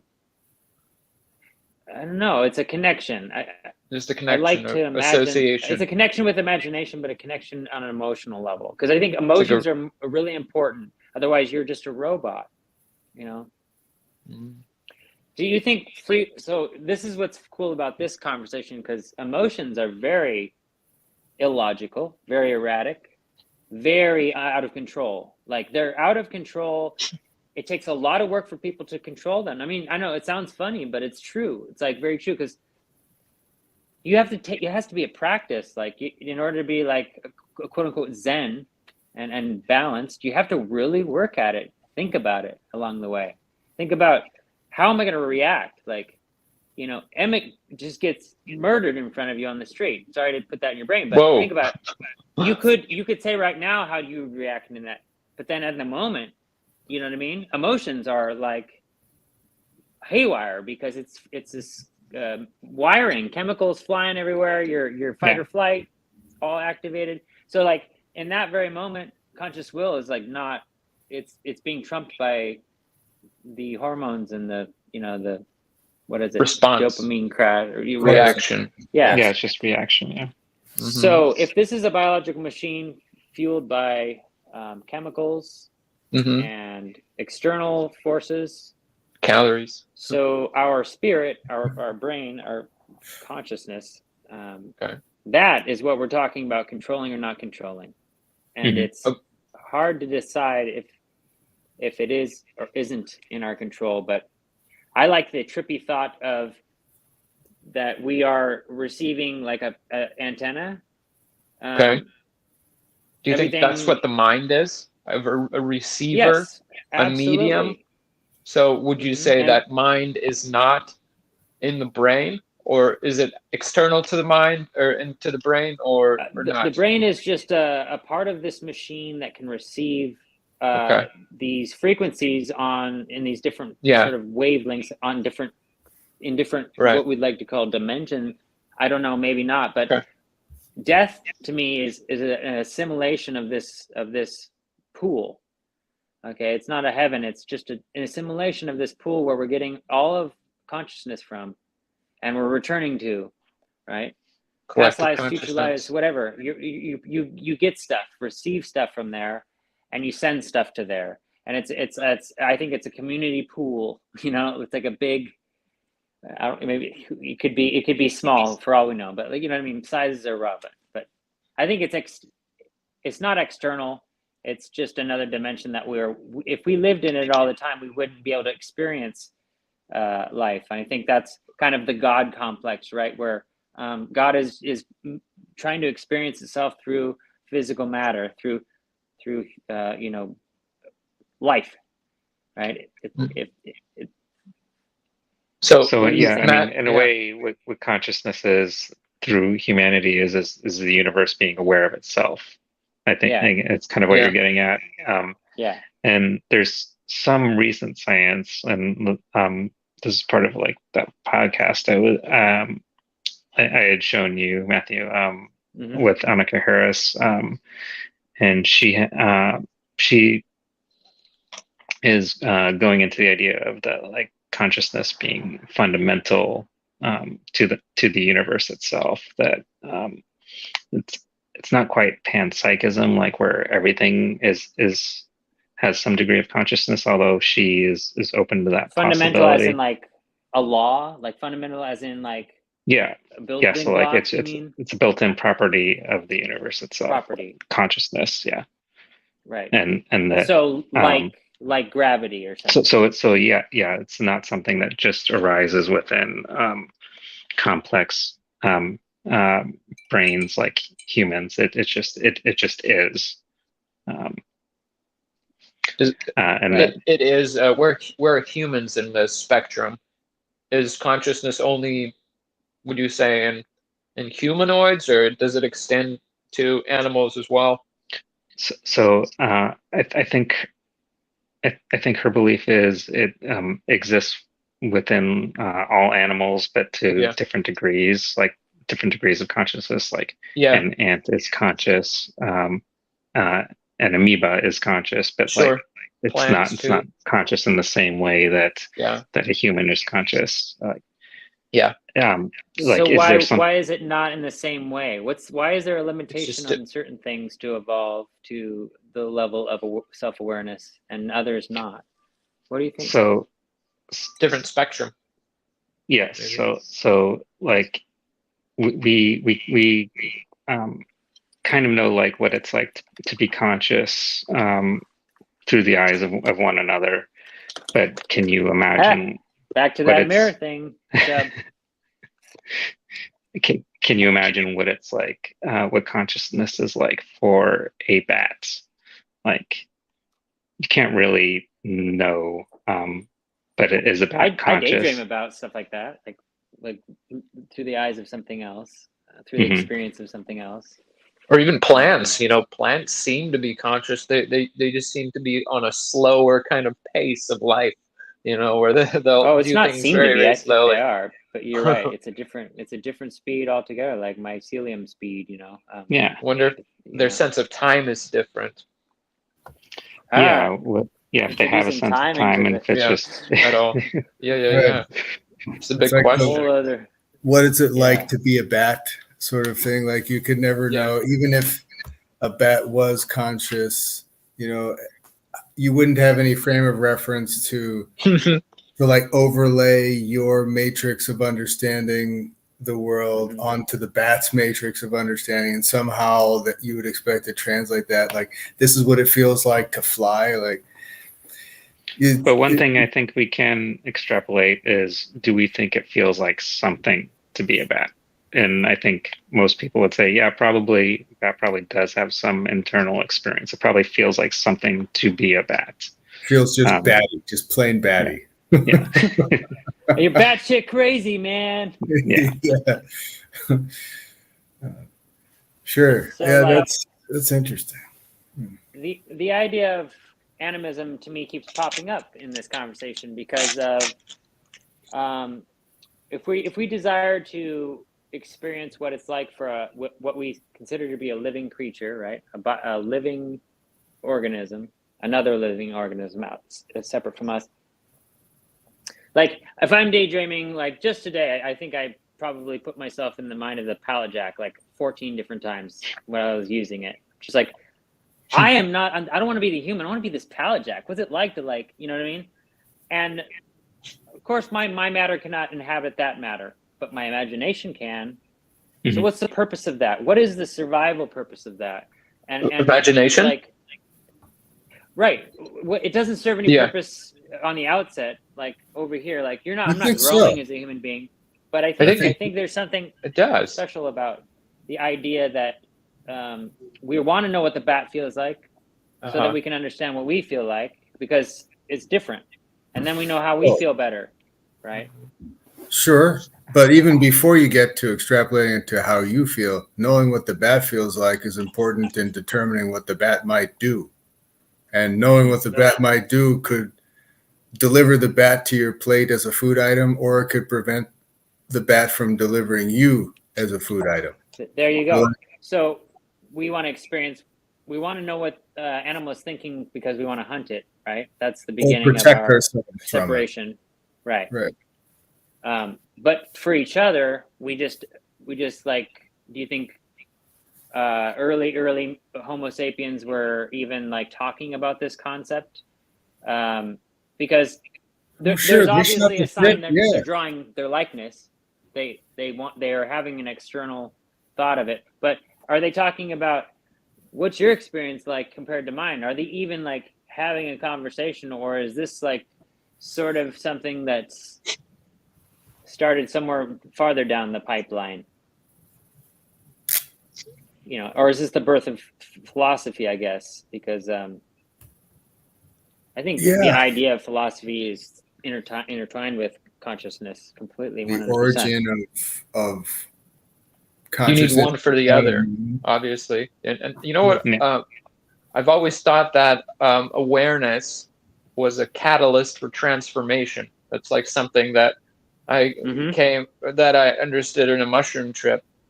Like it'll the information informs, it forms. I don't know if you're familiar with cymatics, but like when a frequency is played and it's kind of vibrating a plate and there's sand on it, the different frequencies will create different forms in the sand, and it seems like there's a design there, and like different frequencies will have like a different shape. So that's just the sound is externalized on the sand and the plate. It's fascinating to watch. What's the purpose? I wonder if mine is a similar thing, that like maybe on a certain bandwidth where it's the great question. Yeah, that is interesting, because seeing those experiments too, as it moves through different frequencies, only certain frequencies are like when you go through the radio, there's like 107.9 is good, and then it's like nothing until 108.3 or like that. You're like, what are those? I like this metaphor.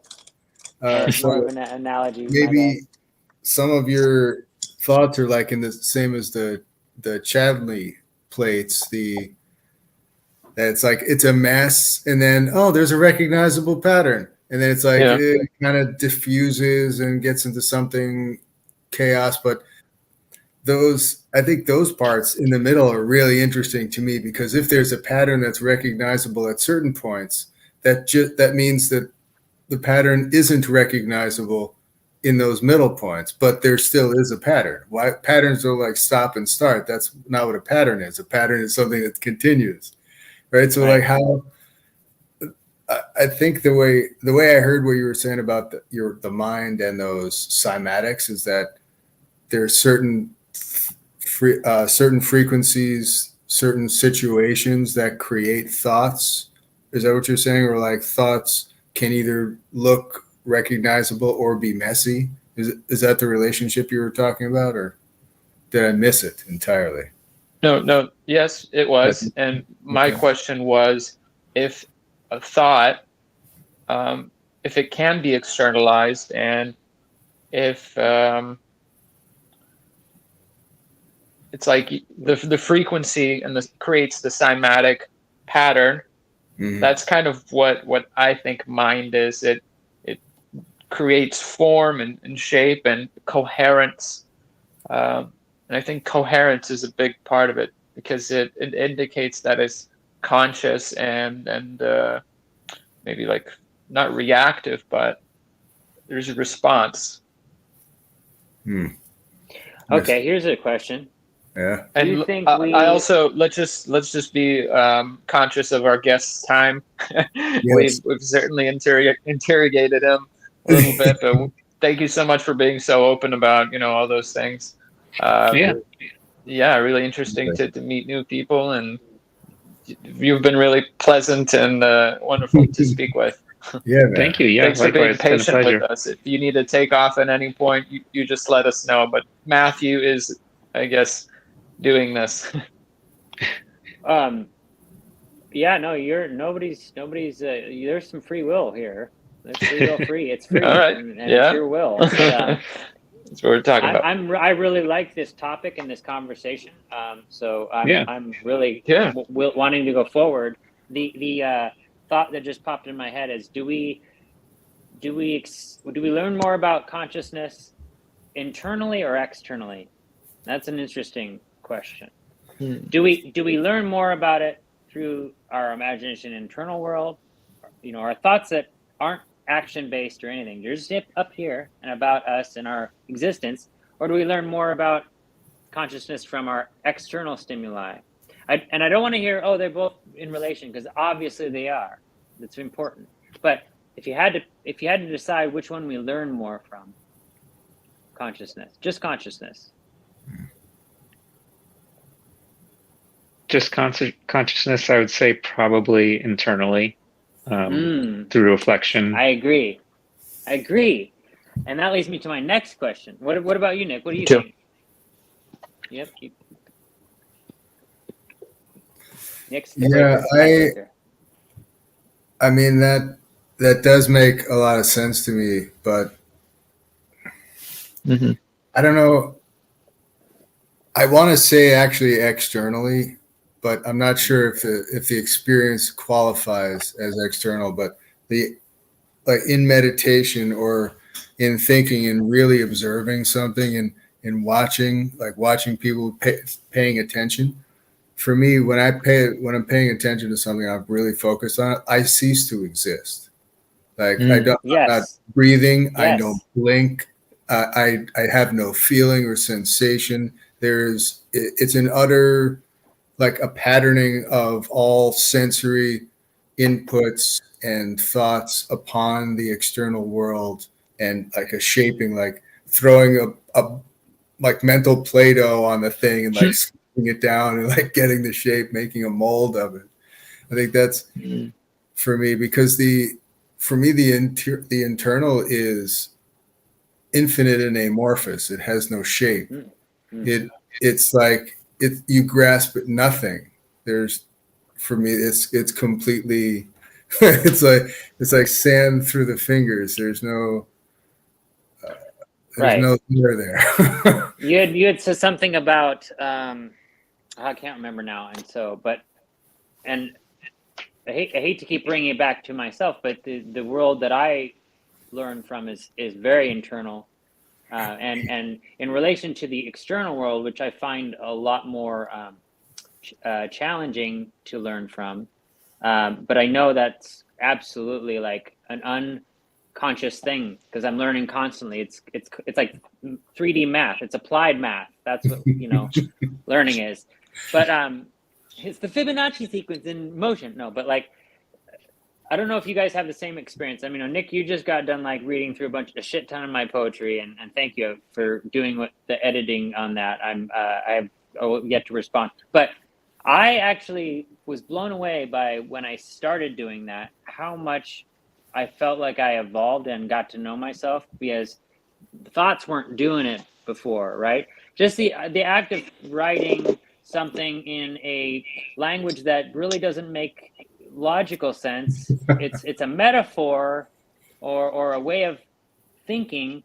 But to me, for some reason, every time I would finish something, I would feel like I understood consciousness a little bit better. Does that make sense? Like you were saying, doing stuff without like, you used a big word that started with A, and I forgot what it was. Amorphous. Like amorphous. Shapeless. Yes. Yes. So that's why I asked this question, because I keep getting reminded that at least in my experience of consciousness in life is that my internal world is teaching me a lot. But I think stimulus encourages the internal world. I think the internal world can't exist without external stimulus. But we bring everything's coming in, and then we're processing it. So internally, like, is where most of the shit's happening, I think. Because the personal first basis experience, yes, that's how we come to know reality through the senses, right? But we can hold abstractions in our mind to be able to imagine different situations, and I think it does have a survival, value, because being able to imagine, what you would do, or like multi-step sequence. I think it's really important. You can almost see it, though. Survival instinct. You can see it, like you've played this consciousness out ahead of you. But psychology. That's why I'm really interested in psychic stuff. I think psychology has to do with the mind, whereas consciousness might be the signal, the actual signal that's being picked up. I mean, if that's kind of the theory that you were using. Right. So the brain isn't generating. You guys wouldn't say that the brain is generating something, or is just receiving. This came up before. This is a really good one. Because, what do you think, Brian? Is it generating or is it experiencing? I'm on the fence on that one. Yeah. Yeah, there's interesting data that suggests that people can be conscious even if, all of their biological functions are down. That dimension I was talking about. Yeah. I mean, very well documented, where people who had open heart surgery and, all the machines showed that they were just gone, but they were able to recall things that happened in the room, like with the nurses and the doctors. And this there was a study on this. I don't know if it was done by Harvard or another university, but there was many cases of that happening, and that's what led to the question: is the brain a generator of the consciousness, or is it a receiver of the It's receiving frequencies. That's all the frequencies that are happening. It's just subtracting one, which is light, a perception of what your eyes do to turn an image into a visual spectrum. I think when your brain's you disconnected from your body, in a sense that you're not conscious, you're still picking up all the actual vibrations and frequencies of the quote unquote what do you call this dimension? The conscious realm. The physical realm. Physical material realm. So that's why, like, you can remember things, which is, I was actually headed towards the idea of talking to you guys about psychic phenomenon, telekinesis, intuition, psychic things, entanglement. Yes. What's your thoughts on that stuff, Brian? Like, I've got a very personal relationship with myself, but what do you feel about that stuff? I believe in the possibility that there is kind of like this connection between people, kind of like how certain ideas seem to pop up in different places from different people, but at the same time, like certain things are invented or discovered right around the same time from different people at different places. And I feel like there's possibly some kind of connection. Synchronicity. The relays. That's causing that. Yeah, synchronicity. Yeah. That's one for the receiver theory of the brain. Okay. And how you tune it. Yeah. So if consciousness is collective and it is, I keep thinking about a location for some reason, but I don't want to do that. But if it's everywhere at the same time, okay, it's not. Would we just become what's the word? The word for when you just like materialize into that being at the end, what like the Buddhists talk about, is enlightenment. That point where you just you become light again. You reach that part of, what is it, nirvana? You reach nirvana or whatever.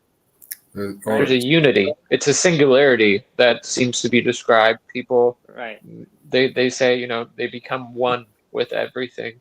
So maybe. So what's the purpose of the journey? Why are we not just there? Why are we not just there in this dimension? Boring. The limitations, you mean? Who said? But what's the purpose? Like. Everybody has their own, I'm guessing. Go on where you're already at there. Let's go on a road trip to Seattle. Okay. Yeah. I mean, Alex, you could go on a road trip to Seattle, but everyone else is like, no.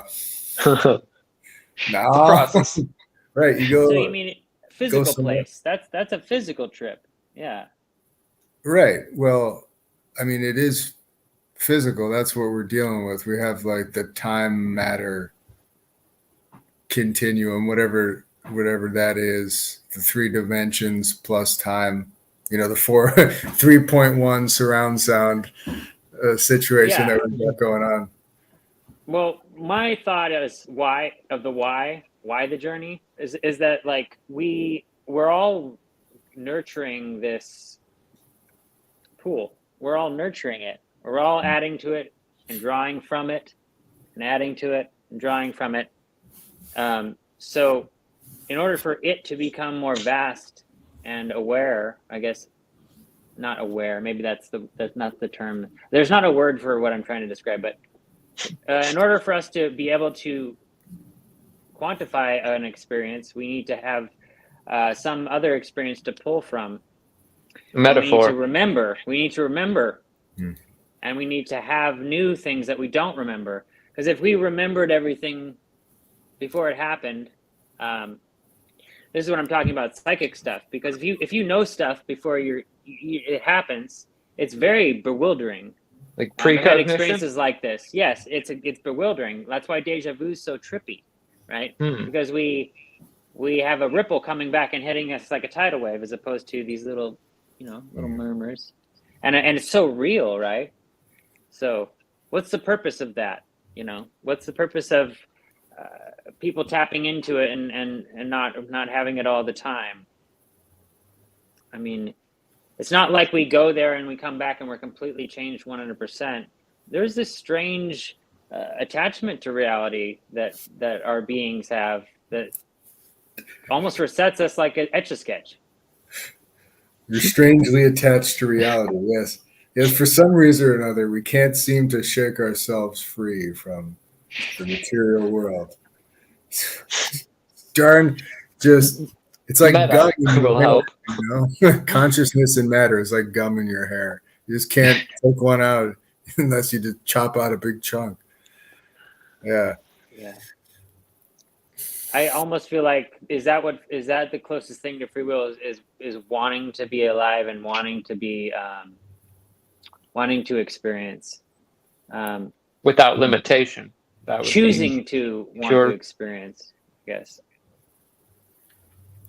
Yeah, that's when you were saying that earlier, that's the thought that started growing very slowly in my head was of the bonsai, right? The limitations of the pot, yet it still lives. It seems like it's not even moving. You can live lifetimes and not really see a bonsai change. And you know, like generations down. It's like, oh yeah, that thing used to be in this pot and now it's in this one, right? Mm-hmm. So it's like very slow, or you know, some tree on a mountain, something that's barely on the edge, all of with a universe of limitations crushing in. There's somehow in all of those limitations of all the bubbles pressing against each other, there manages to be some space. And that space starts expanding and pushing out. And that's, you know, the choices that I think you were talking about, Brian, is that in the limitations, there's some struggle, like you said, some desire, some push to be alive. And maybe that is what the free will is, or rather the struggle to be free is the will to be free. Maybe it's just like a semantic thing. Instead of saying free will, it's the will to be free. Yeah, I think there is some semantics in there. I think, I think what people think of when they think of free will, like, might not be like the ultimate definition of what free will actually would be. But like, do you make choices every day? Yeah, you make choices every day. Do you fully understand? Does the average person fully understand where those choices come from and how they come to be? No. Does it necessarily matter? Maybe not that much. I feel better you still have a conscious experience. That. Yeah. You still live your life. You still experience pain, joy, all these. None of those things are any less real just because you're not the ultimate author of yourself. On a fundamental level, you still have real feelings, real thoughts, real experiences. It doesn't change any of that. I think it's nice to introduce now to the conversation the idea of time being experienced in relative to your age.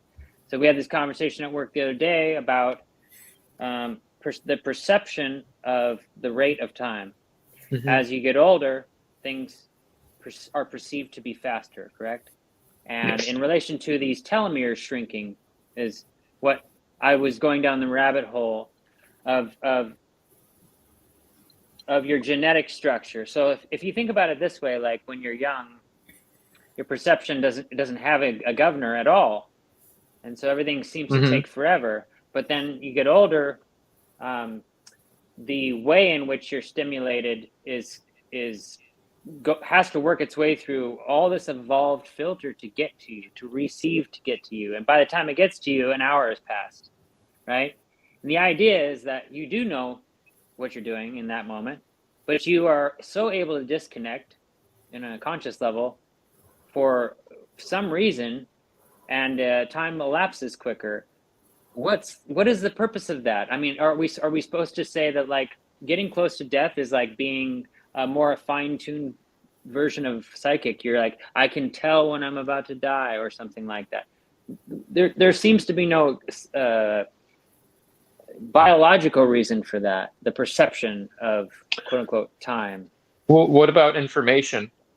The more time we are alive, the more data we accumulate, making time go. And because we have all this extra stimulus, it takes up our time. I mean, that's kind of how I see it. Okay, so as you get older, you can't let go. More complexity grows as we get older, and the mandala just gets bigger and bigger and bigger and bigger. Okay, so the vibration is more dense. It gets more dense, and therefore our perception of time becomes. I don't know if it's more dense, but definitely just the capacity use the word of focus and how we use our time. I think it's in relation to how we use our time, and as complexity grows, we have different ways of maybe using time or perceiving time, or we get used to things. That would be mine. Like discovery. When you're younger, you discover something. It's novel. Like the first time experiencing it. Yeah. That only happens once, the novelty, it stretches it out. You can discover it multiple times, but each time it gets shorter and shorter. And as we get older, we're looking for new experiences so that we can experience time at a slower rate. Do you think that's to learn? Right. Hmm. I'm New just fascinated by this. experiences Like and new Emmett's information push experiencing the an brownie. hour, like it's this huge, and you're experiencing this last hour, like, you know, to me, 20 minutes. Like we've been talking maybe 40 minutes in my head. If I have to quantify time, right? It feels that way. And that's a good thing to me because this is stimulating, but it's interesting to think about what you guys are experiencing, how long we've been talking, you know? And the actual time that we've been talking and how long we've Well, been holding I can see our the guest goddamn hostage. but I can see the goddamn ticker, but that is irrelevant to me at all. Like it's I don't quantify that as an experience. You can't put a number on experience. It's very difficult for me to do that. Like that's why work's so difficult, because it's like it's a bunch of schedules and hours and minutes, right? To keep us sort of scheduled. But you know, like one day where you're busy goes by like 5 minutes, right? Yes. Yeah, the perception of time is definitely different depending on what you're doing. So maybe is the perception of time slower when there's nothing going on? It seems like it takes forever. It doesn't seem to be in relation to the amount of stimulus. It seems to be in relation to our emotional, how like new it is to me. Like being busy doesn't make time go slower. And the more stimulus, it makes it go faster. You know. So being dead, there's nothing much new going on. So if you're dead, does that seem like it lasts really, really, really long because nothing ever changes? Does that feel like just an interminable? Growing up in that Christian situation, like that's what they described heaven like, and it sounded like the most. I don't like the word boring. I don't want to use it, but that's what it sounds like to me. Like, what do? You have everything you want, and you just sit there. Like, no, That's a weird idea of heaven. Well, you know, like you don't have to wait because it's eternal, right? So there's no time, so it's eternal.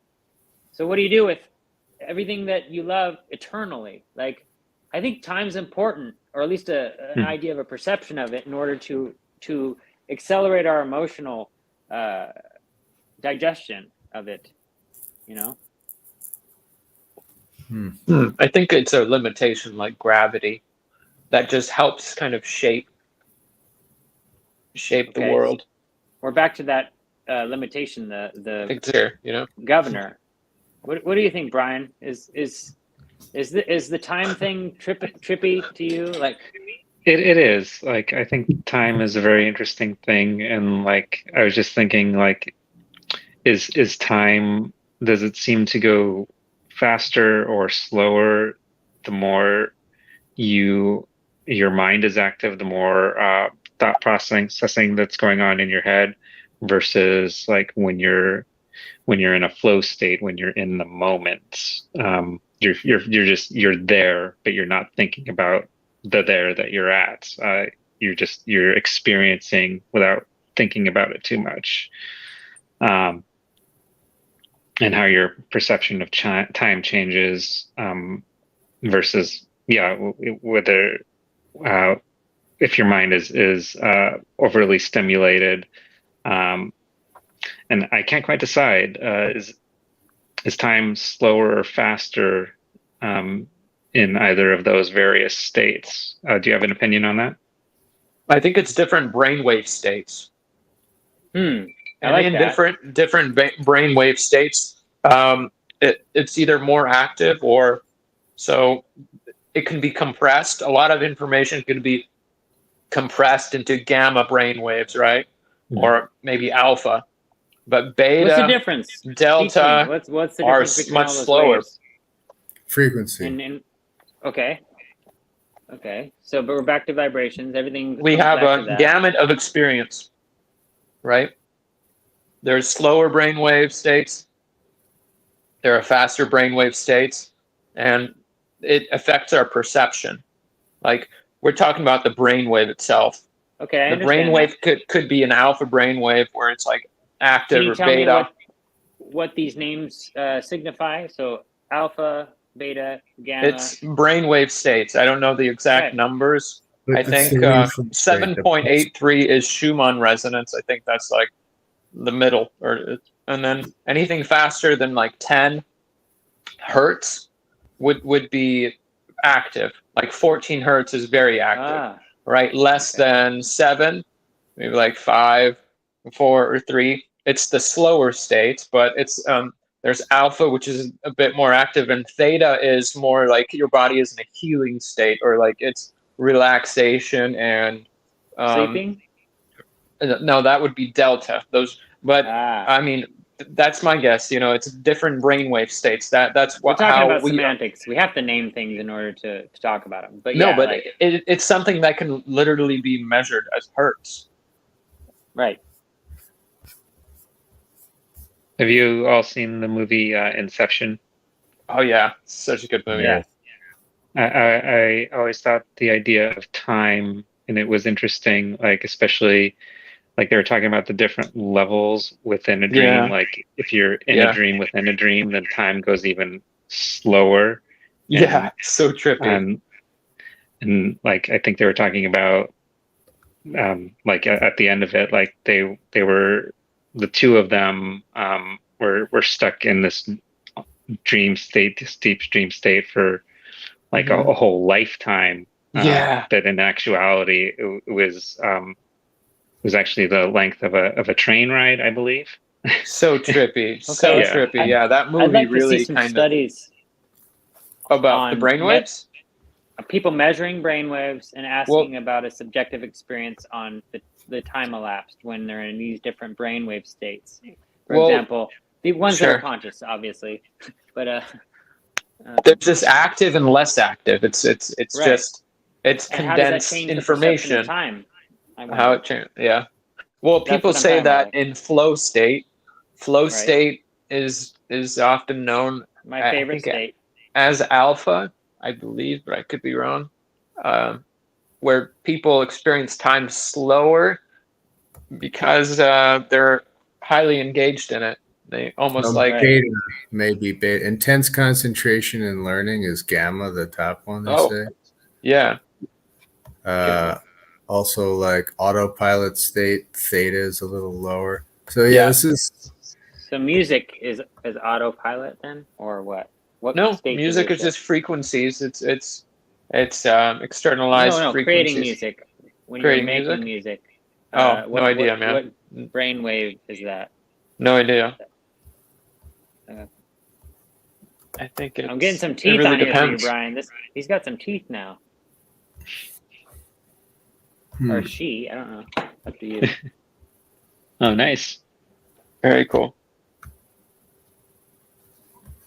Right on. It looks like a psychedelic radish. Yeah. That reminds me of radish man. like a shaman mask. In order, like around, doing the mushroom therapy, and you put certain on, and they have the shapes in the darkness, so they have like points of paint, right? And so in the dark with the firelight, you can't see the mask; you just see the lights kind of moving, and in a certain state, you see the shape of a face, and it melts and moves. Yeah. What do you think? We should turn this into a third eye right here. We're gonna do that. It could use a third eye. It's looking a little like a Doc Brown, Back to the Future sort of situation. Brian, did we cover all the curiosities? Are we even making a dent into this? We're barely scratching the surface. This is like an abstract segue. How many folders did we add to the file cabinet? Because I don't know. I always feel like when I return to this discussion of philosophy and what does it mean to be alive, I always feel like I just never ever scratched the teeny tiny tip. I don't walk away feeling like I solved it ever. But it's so much fun too, though. Maybe you can't solve it with language, or maybe it can't be solved quantitatively. It has to be experienced. That's the quality. Right. Yes. You can't just think through it. We can Has to try, live it. but that's what the mind does, and that's why in Buddhism they try to kind of absolve themselves of the mind, because the mind is certain patterns, repetitions, and they might be unconscious. And I think it's a good thing to look at, just like that's what I was in the saying. When study. you're making art and you're in the flow zone, you're kind of disconnecting from that pattern thing. I tend to feel like those are the times where I actually feel like alive, or feel like I'm a human or a being or whatever. The rest of the time, I just feel like a robot. So that's interesting. The Buddhist thing, that's very interesting to me. I mean, yeah, that's what they're trying to do. They're trying to untangle themselves from the ways of the mind, because the mind will jump from thing to thing to thing to thing, right? Yeah. And meditation is just a return to the breath, a return to one point of singular focus, and being able to maintain that for longer periods of time. And if we're able to do that for longer periods of time, we will be more in like a flow state potentially, because we're like calm, relaxed, and like truly engaged in what we're experiencing, rather than being worried about the past, the present, or the future. Because some people, they almost dissociate, and they might be there with you, but they could be in a completely different place, like in their mind.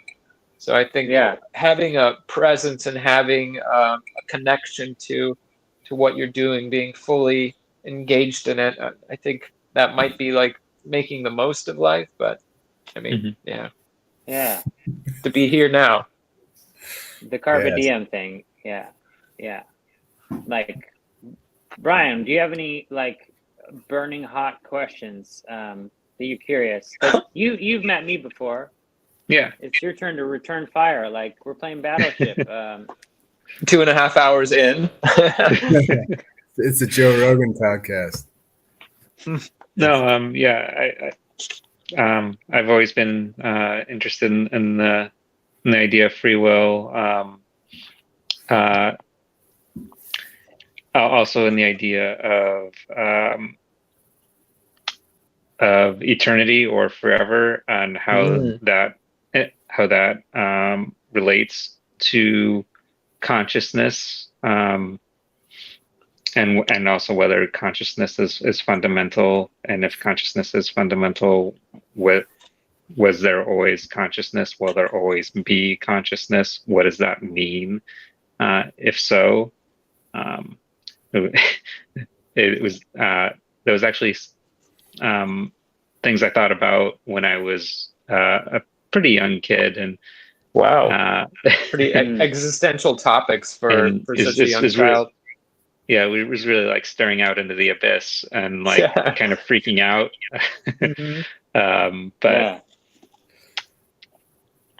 But yeah, the concept of eternity has always been fascinating to me, especially with free from time, the separation. Brian, if you ever want to experience eternity, 5 dried grams of mushrooms on an empty stomach in silent darkness, and you will experience it. just food for thought. Good to know. Yeah. Psilocybin. Portobello. Have you experienced psychedelics on that level, Brian, or is it something you've avoided in your life? I have not. Yeah, I've mostly avoided most substances. My parents had some substance abuse issues, which made me hesitant to really engage in most any substances. Like I didn't even really touch alcohol until like my mid-20s. Just because I was afraid of where that might take me, based off of where it took my parents. And but I am interested in the idea of like where psychedelics can take your consciousness. From what I've you're a heard perfect from candidate for that kind of experience because well, no, I don't say that to everybody. For example, like if someone's not into being an addict or they don't want to be an addict, they're very hyper aware of that. Like my son, for example, he doesn't touch anything with caffeine, doesn't want any drugs in his body. That's his choice. I mean, I always told him like, you know, whatever. But like through an experience external, I think he like maybe through me or his mom or like we've got alcoholism running in the family and stuff like that. Maybe that's the experience that he's decided that is also bad, which is true. Like the allergy, genetic and things like that. Yeah, the allergy. But I've always found like even when I consider like for me, I don't drink anymore because drinking was bad. It was like a horrible thing that would just take me away from, you know what I mean? And so while it's fun to disconnect from time, it's also damaging. But the idea of psychedelics, I never felt like that was something I would ever want to like do every single day and use recreationally and really get into like that. I always felt it was sacred. Every experience was always just so fundamental, as you keep saying about the fundamental perception, fundamental consciousness. It seemed to me like, oh, hi, I'm returning to this awareness of all these big questions that you have seem to be answered in that moment, but you can't take it all back with you as on the other side when you come back to reality, when you sober up. You cannot take it with you. You can take some of it. You can evolve a little bit, but it's designed that way so that you keep returning periodically and cleansing yourself like that. I think you'd be a good candidate to you know, I recommend like psilocybin in terms of like some of the other ones that really disconnect you. Like I haven't done ayahuasca or anything like that, but I'm curious about the ritual of it, where it takes you. You know, a lot of these EMT plants kind of have a tradition of being used in different cultures for, you know, thousands of years, and the tradition and the sacred aspect of it, you know, being passed. It's like almost a rite of passage in some ways, but I think approaching it with respect and what you bring to it is as important as the substance too, because I personally think it's almost like accelerated psychotherapy. It amplifies non-specific, you know, parts of the brain, and then creates different connections between parts of the brain that did not have those connections. And that, I mean, that was actually proven at Johns Hopkins that it promotes neurogenesis. There's only like two things that do that. You know, new experiences, new information, psilocybin and lion's mane, I think. But it's definitely something that hyper connects parts of the brain, I'd say. And it's like a flood of information, and new routes are formed for how to perceive them. And that might be the thing that kind of expands the perspective. It allows you to see outside of the ego or the limitations of the ego, which is self-created. It's like this self-filter that, you know, we knowingly have and wear, but we forget about. And then it actually tends to color our reality as this filter. That's my thought. I've touched on like that feeling through meditation. I've only done a little bit of meditation. And yes. I follow. Do you guys know who Sam Harris is? Yes. Yeah. Absolutely. Waking Up. Waking Up. Yes. I use the app. And he talks about meditation and and also his experience with psychedelics and and psychedelics were actually his initiation really into getting into meditation, because I believe it allowed him to discover like the disconnection from his ego, from the self, and he wanted to explore that further. So he got really into meditation as well, and he's been practicing. I know, like he has his own meditation app now. So yeah, it's interesting, and he talks about like how psychedelics, it'll get you that peak experience, that disconnection from the self, but that I think that like meditation, or organic, more organic. I think he described it as like building your own telescope internally within the mind. Love that. Yeah. And like, I feel like I'm working on the first lens there on my own personal telescope. Just we all are. Just getting that's the journey. If you ever want to experience that, like a psilocybin enlightenment, you can come in the woods with us. We don't host these things. We really don't. But we inquire. I think like the idea of you have gotten to a certain age where you have a relationship with drugs. I don't consider psychedelic to be drugs, but yeah, certainly LSD and things that could, in theory, like poison you completely.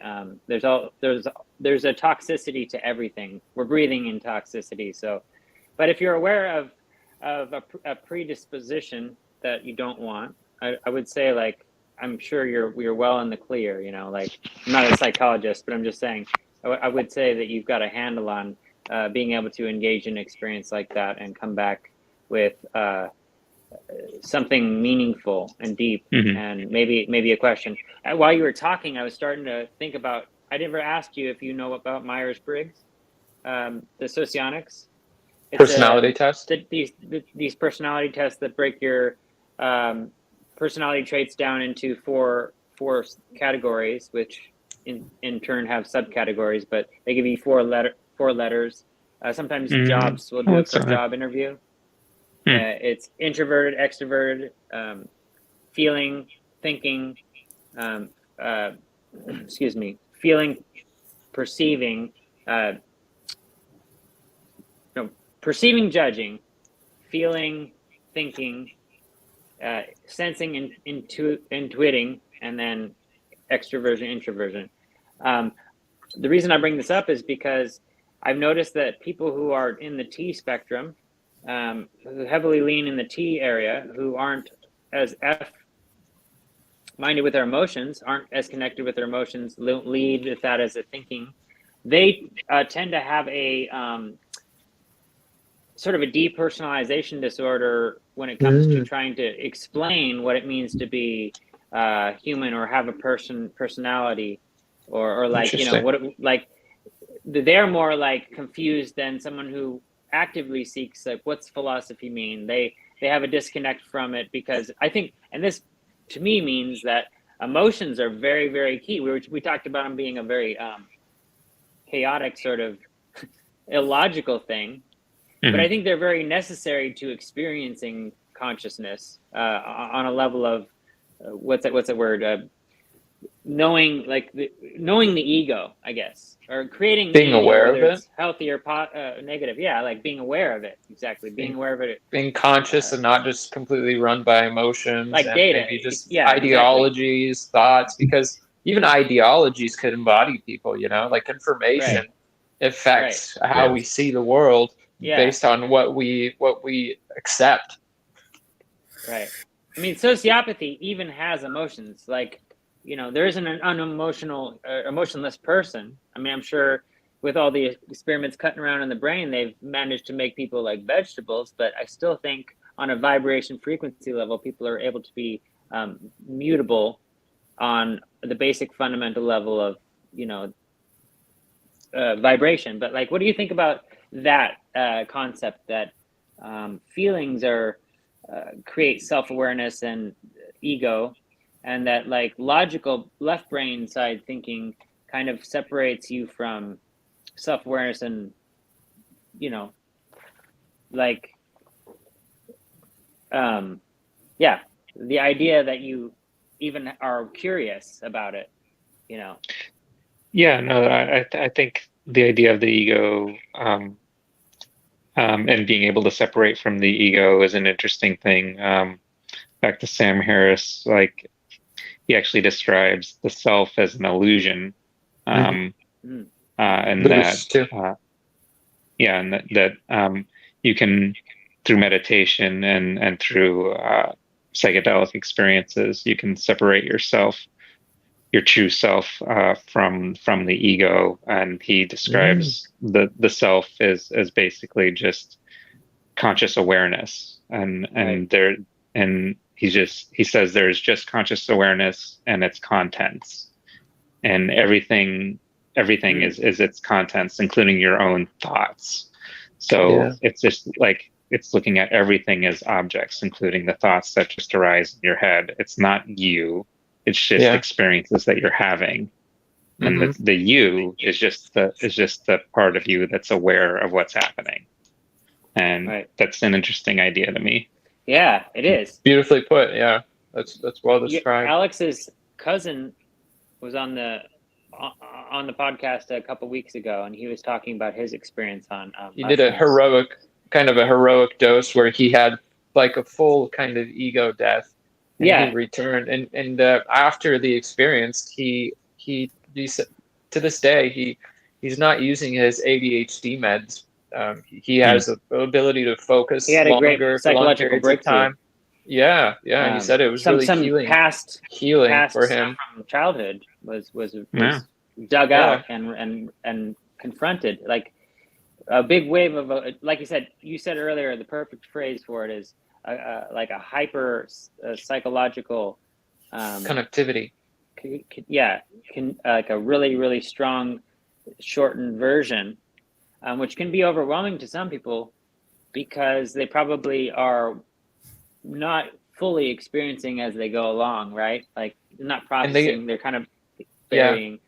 And they have a shadow too, kind of things that are repressed, but they don't consciously realize are repressed. So it's kind of just in the back of the mind. I would be curious to see what your experience would be like, but I found my experience to be actually connecting with an ego for the first time, like having a personality or a person. It was like, oh, I know you, you're you, like, as opposed to like my normal day-to-day is not. I don't feel like a person. All I have to anchor me is the word Matthew. That's all I have to anchor me. Like, you know what I mean? Like a balloon, always apologizing for like things that I say because I don't really, I guess, fully understand if there's a negative or positive impact on people, but I tend to overthink things like that. So it was nice to see. It was nice to say hi to myself on an experience like that. Like, you know what I mean? Nice. Yeah. You don't want to kill your ego. You want to invite it over for tea. You want to befriend it, and understand it. I think there's a healthy ego, like you said. There's a certain level of self-awareness that is beneficial to a human's day-to-day life. It's like a social cloak, we use it to present ourselves, to have the formality aspect, the fact that you are a person, I am a person, we're individuals, all this jibber. You are a person? I am a person too. Okay. Why person? Make the problem person. Very good. Well, I guess we could rattle on forever. So what we do is we usually end with a quote or band names is a segment that we started doing. So I guess, Alex, do you have a quote lined up? Gosh, I there do, was a really but good it's- one last. But it's going to require some reading. So I wanted Okay. to know if our guest had any quotes that they hold dear that they would be willing to share. Anything that kind of has inspired you along the way, or anything that shaped kind of the way that you see the world. We one of the quotes that I kind of used to describe the bonsai podcast. It's like, we are to each other an environment, and we want to create an environment that's open, that's understanding, considering everybody's perspective.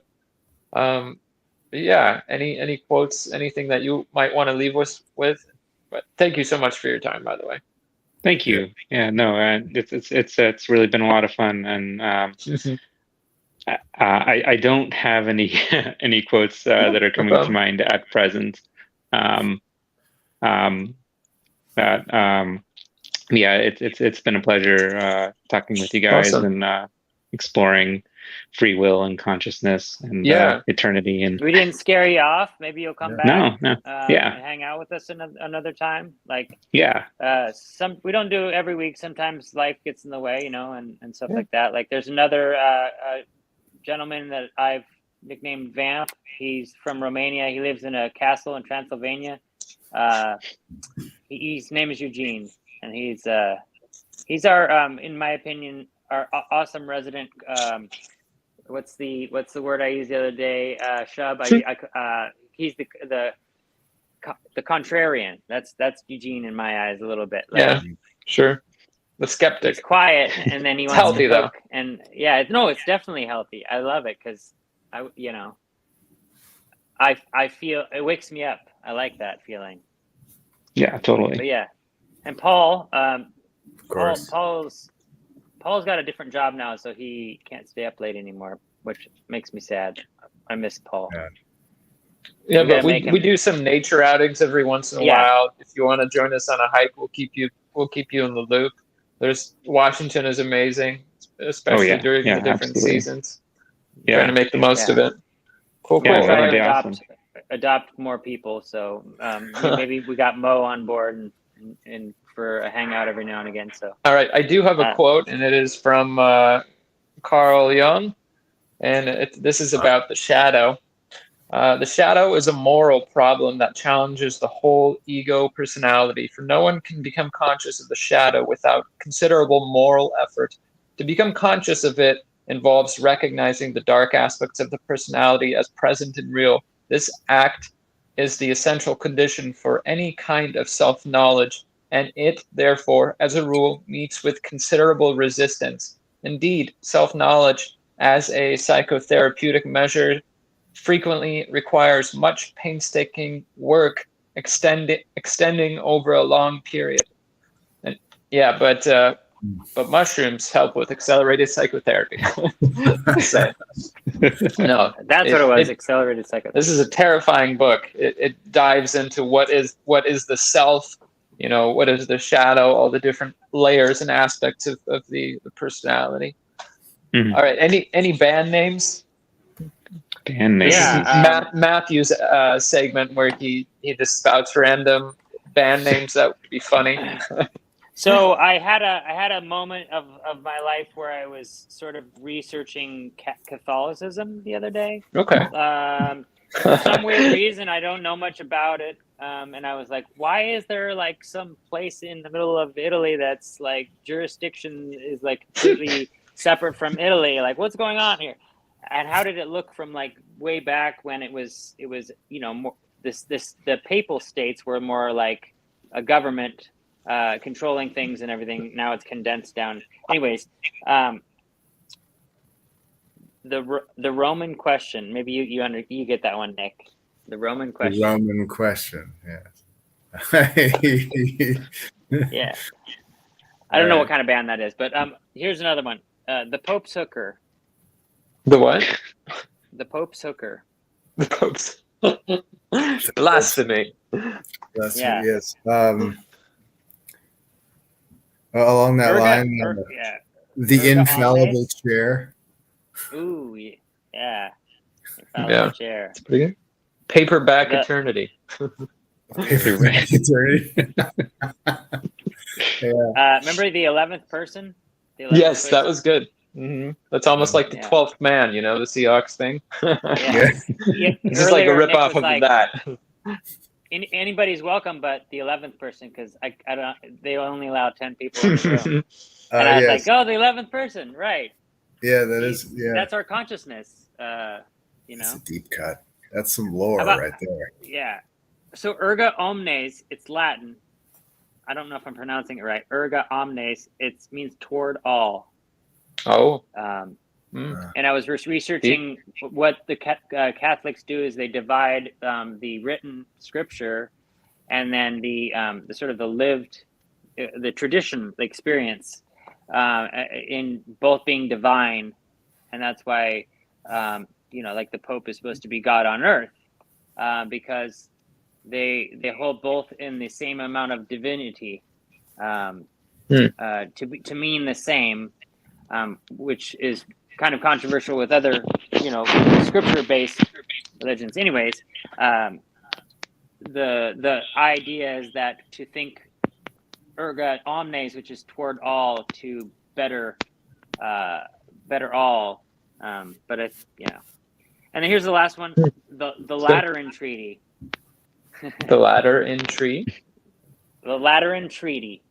So that was the treaty that was signed in 1929 when the Papal States were attacked for the last time by the government, and they no longer had power. So they took about 10 years to discuss what to do with the remaining amount of sort of because religion wasn't as much power, as it used to. And so basically that was when they decided to make the jurisdiction thing to give the exemptions in the jurisdiction. And when the king of whatever king was at the time, the military came in and conquered the papal power, but they signed that treaty to give them their own sort of little state, but it's almost like a little country that can get away with anything. They have their own, police. Yeah. And it's just smack dab in the middle of. It's like Washington, D.C. It blew my mind when I started reading about it because I wasn't really aware of that. I know that states, really? At least in in the Vatican here, they're exempt from taxes and things, but they're still subject to laws. Well, not there. They're not subject to the same laws at all. They're their own entity. They're almost like their own country. And that's some scary shit, dude. It's a deep dive. Yeah. Well, thank you, gentlemen. This has been really fun, and I wish you a wonderful evening. I appreciate all the things that you guys have brought up today and kind of got to hit the ball around and just, we all have questions, and it's nice to have feedback. Hey, my last name is Ukrainian, and it's pronounced Mularchuk. And I mean, so I shorten it or just yeah. This has been fun, gentlemen. Have a wonderful evening. Yes. Thank you. Until next time. See you guys. Next time. See ya.